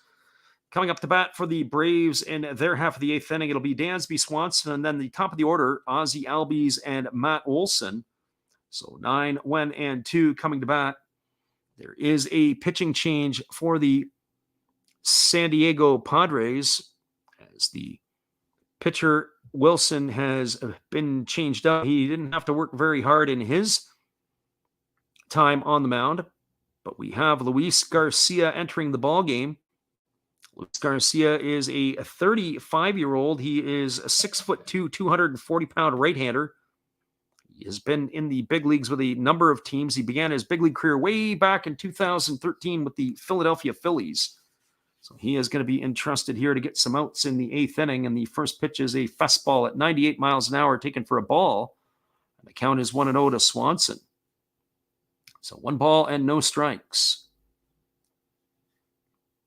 So Luis Garcia now on the bump, looking to retire some Braves. Here comes the pitch. It is a breaking ball. It's taken for a called strike on the inside corner, and the count goes to 1-1 to Dansby Swanson. Garcia was with the Philadelphia organization from 2013 to 2018, and then he jumped around a little bit. He was with the Angels in 19, the Rangers in 20. Last year, he was with the Cardinals. There's a breaking ball that misses down and away, and the count is now 2-1. This is his second appearance for the Padres this year. He worked 2/3 of an inning, allowed 1 hit in his Padres debut. He's got an ERA of 0. As we said, he is on here in the 8th inning, taking over from the right-hander Wilson. There is a fastball that just misses down, and the count now is 3-1. So 3 balls and 1 strike to Dansby Swanson. One swing of the bat could tie this up. We've got the hobbyist in the house. He says, did you catch the Sunday shout-out today? I have to admit, I've only watched about 2/3 of the video, and that was where I not only was the finalist, but I won on the wheel there. But I haven't watched the back half of the video yet. We'll do that after the game. We appreciate you doing that, Chris. There's a ground ball to the shortstop. It is fielded neatly by the shortstop. Kimmy throws to first, and that is going to retire Swanson on a ground out, 6-3 for out number 1. So I've caught kind of a little bit of that. It was, as I said, I caught probably the 2/3 of the video, right to where I have knocked off the fellow from the Netherlands. I think it was from the Netherlands, who is in the second spot. So we're going to be going head to head. So I'll try to tune in for the rest of that. I bookmarked it for after the game. There's a breaking ball delivered to Ozzie Albies, taken for a called strike. The count is 0-1. Albies tonight is 0 for 3. He has struck out, grounded out, and lined to second base. And here's the pitch from Garcia. It is a changeup that misses down and away.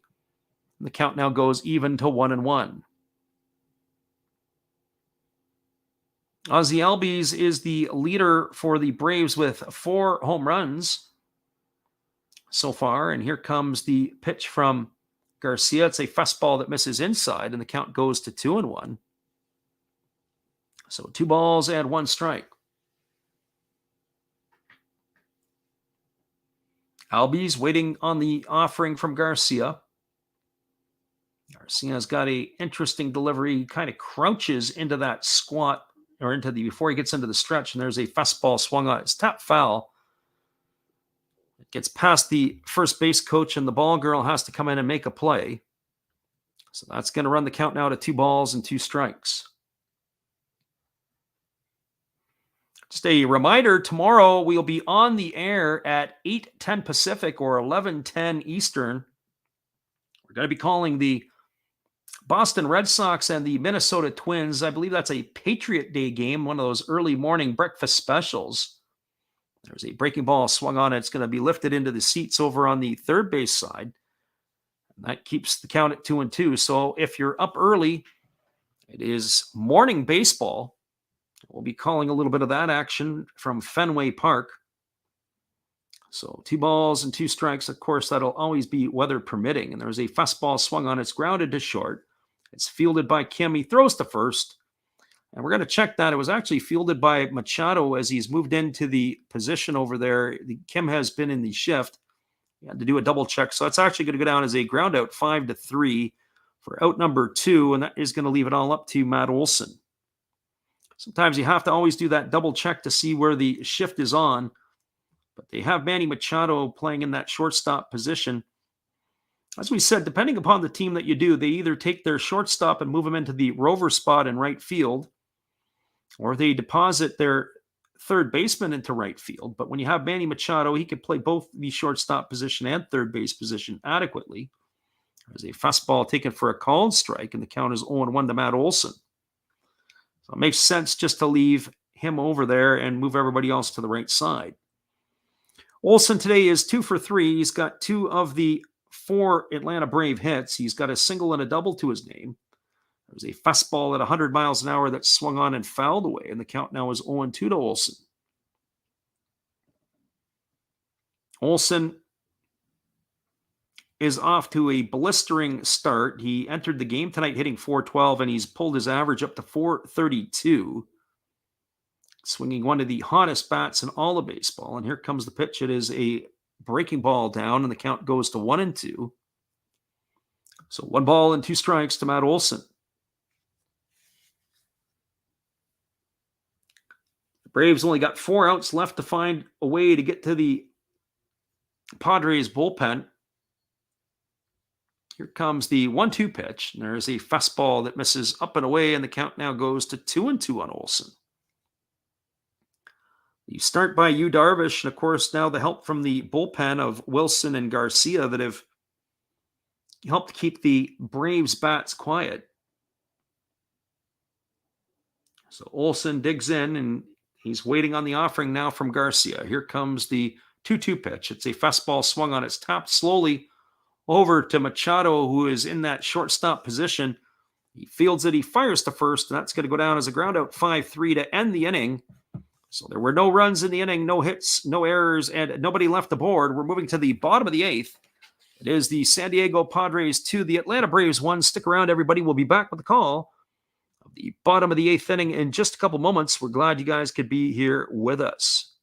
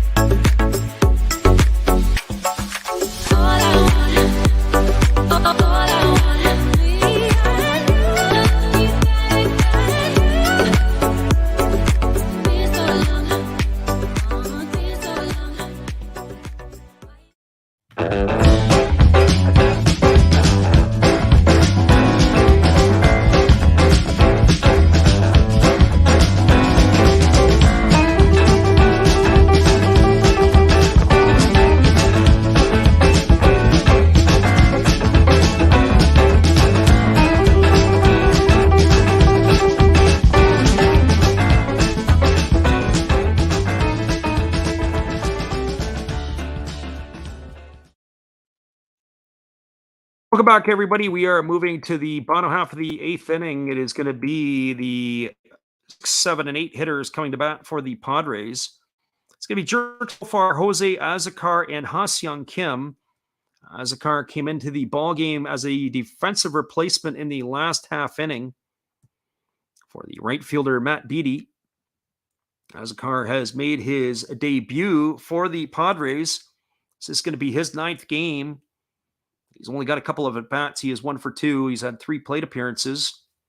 So the youngster is more of a defensive replacement right now. He's 5'11", 180-pound, 25-year-old from Venezuela. So he has made his major league debut last week. He is in the lineup now, set to bat as he's on deck. So Profar, Azocar, and Kim. And they're keeping Spencer Strider on the hill, which kind of makes you wonder if they are doing this to piggyback Strider as well to get him into a starting role. And there's a first pitch fastball swung on and fouled away. Count is 0-1 to Profar. There is a left-hander up and throwing in the San Diego bullpen. That's Taylor Rogers. Looks like he's going to be coming in to finish the deal here. Rogers was a Minnesota Twin last year. He came over in a trade during spring training, and there's a breaking ball that drops in for a called strike, and the count is now 0-2. So one of our friends who was in the chat earlier said he really liked Bryce Elder. I have to tell you, I really like Spencer Strider here, the way he is pitching. So here comes the 0-2 pitch, and he kicks and delivers. It is a breaking ball swung on and missed. And Profar has been retired on strikes for out number 1 here in the 8th inning. So 1 up and 1 away, and that's going to bring up the right fielder, Jose Azocar. As we mentioned, Azocar made his big league debut last week. He is originally a Detroit Tiger. He spent a lot of time in the Tigers organization. And then he went over to San Diego back in 2021. There's a breaking ball that misses down and away. He is making his big league debut here. So when I do my research on Azocar to find out a little bit of information on how he ended up going to San Diego, there's a breaking ball that misses down. And the count is now 2-0.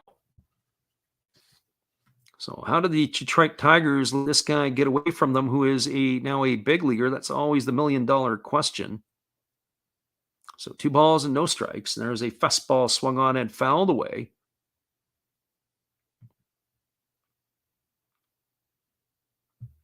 And the count now is 2 balls and 1 strike. There are no transactions that we can't find on this player, even on all the different sites. We'll have to see if that gets updated. There's a fastball that misses outside, and the count is 3-1. So unless he became a minor league free agent and signed on, the only other way I thought about was maybe a Rule 5 minor league pick. There was no Rule 5 major league draft this year. There's a fastball, and that misses outside, and Azocar is aboard with a 1-out walk. That's going to bring up the shortstop, Ha-Seong Kim. For Kim tonight, he is 1 for 2. He singled and scored a run back in the 2nd. He walked in the 4th. He popped out to 2nd in the 6th inning. So Kim is stepping up to the plate. He's raised his average to 250 on the season. Azocar, we don't have a lot of data on him if he's a threat to run or not. But he's got himself a big, healthy lead at first base. They do have the shift on for Kim, 3 fielders to the left of the infield. Strider holds at the belt. He kicks and fires. There's a fastball at 98 miles an hour that Kim cannot catch up to. And the count here is quickly 0-1. So no balls and 1 strike to Ha-Seong Kim.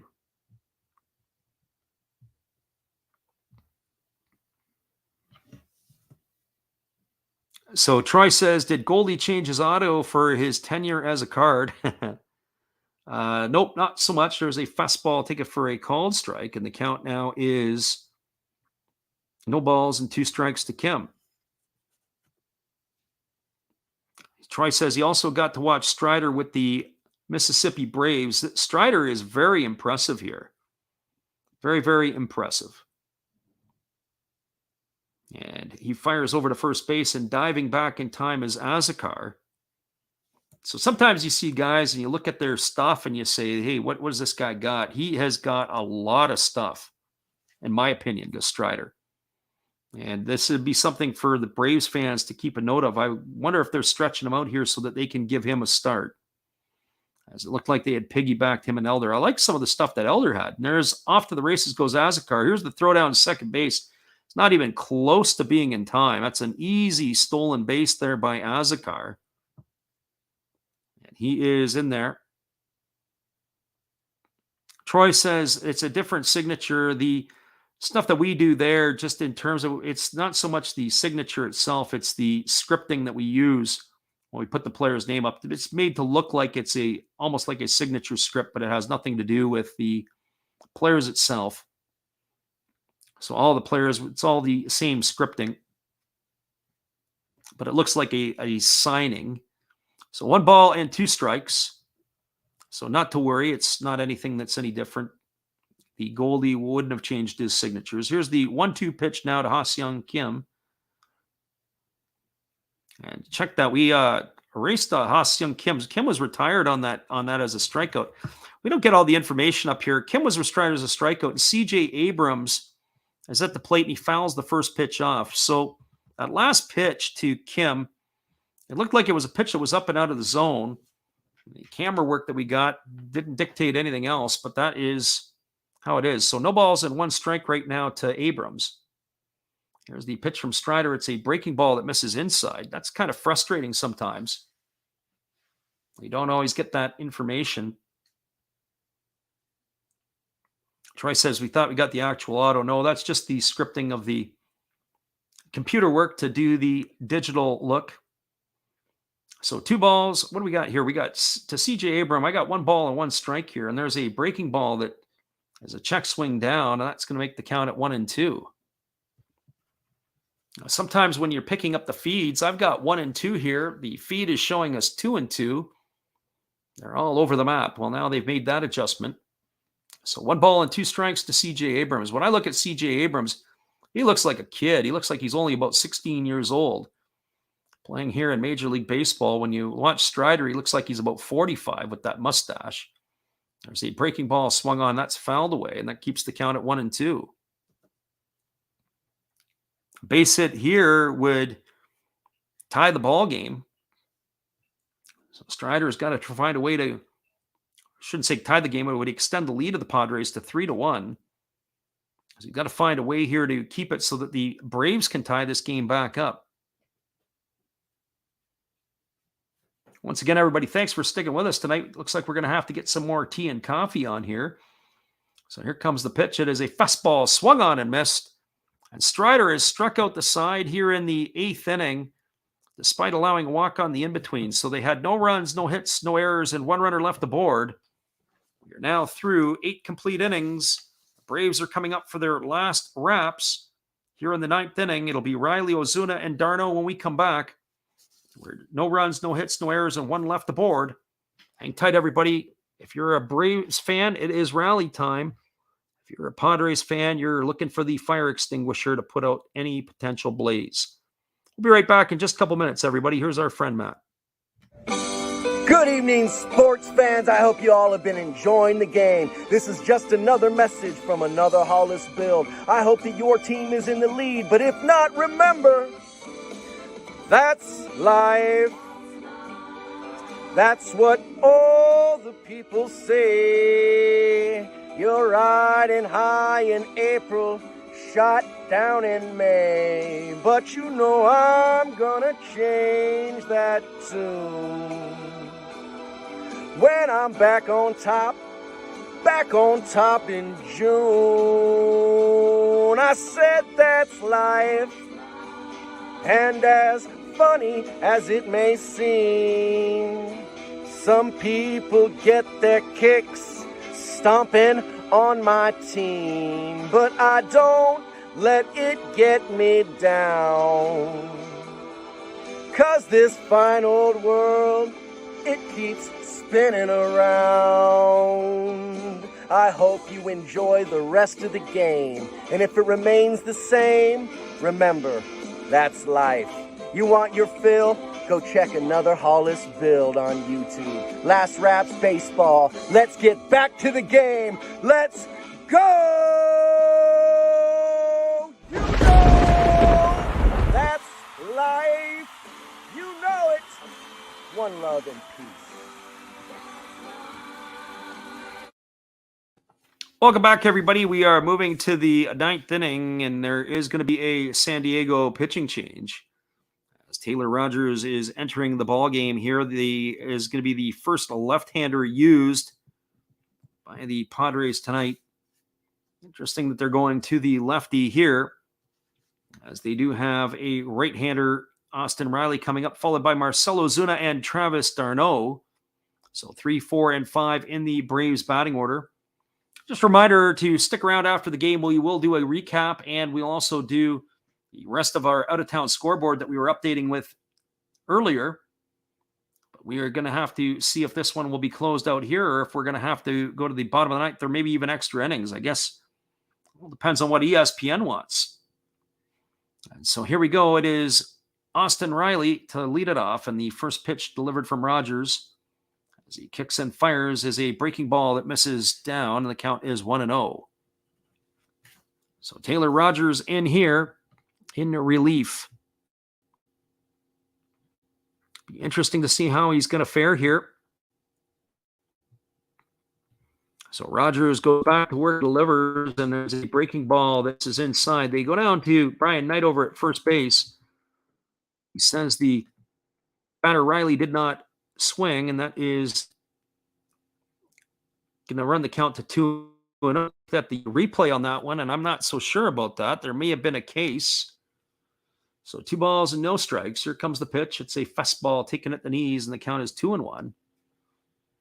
Taylor Rogers spent his entire career with the Minnesota Twins. He was 6 seasons in their organization. His best year as a closer, he had 30 saves back in 2019. Last year was his first year as an All-Star, but he was sent packing to the Padres this year, and there was a breaking ball that misses down and in, and the count now goes to 3 balls and 1 strike to Austin Riley.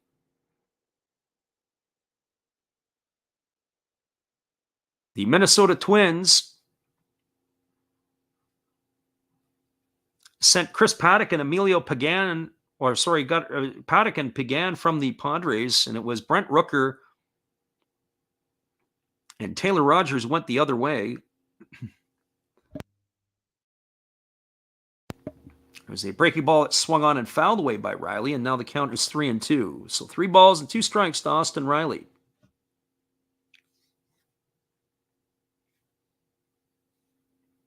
Troy says if the Braves do get the lead, he's hoping for the good Kenley Jansen to come in, as opposed to the ugly one that we witnessed when they played the Reds. And there's a breaking ball swung on and missed. And Riley is retired on strikes for out number 1 here in the 9th inning, and that's going to bring up the left fielder, Marcell Ozuna. For Marcell Ozuna, he is 1 for 3 tonight. He homered his last time up. He's also struck out and popped to second base. He is 1 for 3 on the evening. The Friar faithful are still concerned here for their pitcher Rogers, if they can clean this one up. And there's a first pitch fastball that catches the outside corner for a called strike. The count is 0-1. Marcell Ozuna sure didn't like that pitch. He shakes his head a little bit. As we get the K-zone, it looked like it just barely caught the corner. That's been a pitch that the umpire has been calling for most of the evening. And there's a breaking ball swung on. It's grounded softly to first. It's fielded by Hosmer, a race to the bag. He's going to win it easily. That is going to retire Ozuna. And so now the Braves are down to their final out. As scheduled to come to bat, it's Travis d'Arnaud, and the fans in San Diego are rising to their feet to cheer on their lefty. See if they can close this one out. So Travis d'Arnaud the scheduled batter here.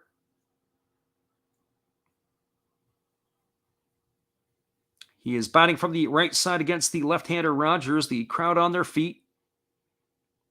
And d'Arnaud takes the first pitch for a breaking ball for a called strike, and the count is 0-1. It's been a tough night at the office for d'Arnaud. He is officially 0 for 3. He has struck out twice, and he has flown out to right field. Rogers looks in. He gets the side from his catcher, Nola, after he has shaken him off a couple of times. And here comes the pitch. It is a fastball that is swung on and lifted down the right field line. It's going to reach the seats, and that's going to run the count to 0-2. So now the Braves are down to their final strike. Padres fans are all on their feet now, looking to close this one out. The Friar faithful cheering their team on here. Here comes the 0-2 pitch from Rogers. He kicks, and there's a breaking ball down. They appeal over to the first base, and it is going to be a 1-2 strikes. Troy asked the question. He goes, do you like the hockey style or the cap and mask? Me personally, I preferred the cap and mask. The hard hat being the hard shell on the top and the mask, I prefer that. The hockey style, some guys like that. I'm not a fan. And there's a breaking ball that is swung on and missed. And d'Arnaud has gone on strikes for the third out of the inning, and that is going to do it. For the Atlanta Braves in their half of the ninth inning, they had no runs. There were no hits, no errors, and nobody left aboard. Your final score from Petco, it is the San Diego Padres 2, the Atlanta Braves 1. Stick around, everybody. We're going to wrap this up in just a moment. Give you the rest of the out-of-town scoreboard. We'll do the recap on this one. It'll be quick. Then we'll call it a night. Here is our friend Dave again from Zeros Fox Sports. Make sure you check out his channel, and don't forget to tell him that we sent you. Hey everybody, thanks for checking out the game and Last Rams Baseball. This is Dave, Zero Fox Sports Cards. If you like pack openings, baseball, all that good stuff, check us out. Drop a comment on our channel this month to win a mystery pack of cards. All you gotta do is say Last Rab sent you to be entered. And we'll drop a video later on this month announcing the winner. Enjoy the game. Thanks again, Dave. Be sure to check out Zero Fox Sports after the game. We're going to do a couple of finish off our out-of-town scoreboard that we were doing earlier. We'll wrap this one up as all the games around Major League Baseball were finals. Milwaukee Brewers, even their record at 5-5 on the season, they knocked off the St. Louis Cardinals 6-5. Jake Cousins in relief got the win. He goes to 2-0. Dakota Hudson takes the loss. He falls to 0-1. Josh Hader gets his fourth save of the season. Los Angeles Angels go to 6-4. They won 8-3 over the Rangers. Mayer's got the win. He is 1-0. He's lowered his ERA to 33.75. Yeah, you heard that right. And Perez takes the loss. And so that is where he is at. So Perez takes the loss for the Rangers today. Also, other finals here, as we got ourselves mixed up a little bit. Rowan Wick, as we have it here, picked up the win for the Chicago Cubs in relief. Gomber takes the loss for the Rockies. David Robertson got the save. The Cubs beat the Rockies 6-4. The Los Angeles Dodgers laid it to the Reds today, 9-1. Andrew Heaney got the win. He was impressive in his start for the Dodgers. Tyler Mahle takes the loss. He is now 1-1. Since his opening day start, he's struggled the last couple outings. The Seattle Mariners, behind the pitching of Matt Brash, got the win. He goes to 1-1. Jose Urquidy takes the loss for the Astros. It was a 7-2 Mariner victory today. And right here, the one that you listened to, the San Diego Padres, behind a stellar performance from Yu Darvish, knocked off the Atlanta Braves 2-1. It was a impressive performance by Darvish as he went 6 2/3 innings. He got some help from the bullpen, and of course, Taylor Rogers ended up with the save, his fourth of the year. The runs in this one all came in the second for the Padres. A single by Ha-Seong Kim, a single by C.J. Abrams. And a walk to Trent Grisham loaded the bases. Austin Nola was hit by a pitch. That brought one run in. And Jake Cronenworth bounced into a fielder's choice. And that scored the second run, and that is where it stood for quite a while. And then in the 7th inning, Marcelo Zuna hit a solo shot to lead off the 7th off of Yu Darvish, and that was how this game has finished. So a 2-1 final for the San Diego Padres. Just again, once again, a reminder, we will be on again tomorrow. We see KK in the house here. We thank you for being here. Don't forget to subscribe to our channel. Also, don't forget to make sure you guys are going to check us out. It'll be at 8 o'clock Pacific time, or 11:10 or 11 o'clock on the East Coast. We'll be doing the Boston Red Sox and the Minnesota Twins. We'll be calling that as well. We appreciate you. I'm just taking a look at everybody here. The hobbyist says he pulled an Acuna SSP out of the 2021 holiday. It's awesome stuff there, Chris. We appreciate Kawasaki. He says another good broadcast. Sweet pull, says Troy. Appreciate you again, Chris, as always. We've got KK that says thanks again. We appreciate you being here. And everybody else who is here, we want you to thank you again for being a part of our channel. Zach, you're included. Everybody else who was in here earlier on as well, including Steve Rademacher and Dave and everybody else. If I missed you, it's not because I missed you. It's because I can't remember who all else was in here, but we do thank you again for being here. All right, everybody, tomorrow morning, we're back on again. Hopefully you can join us. Have a great night.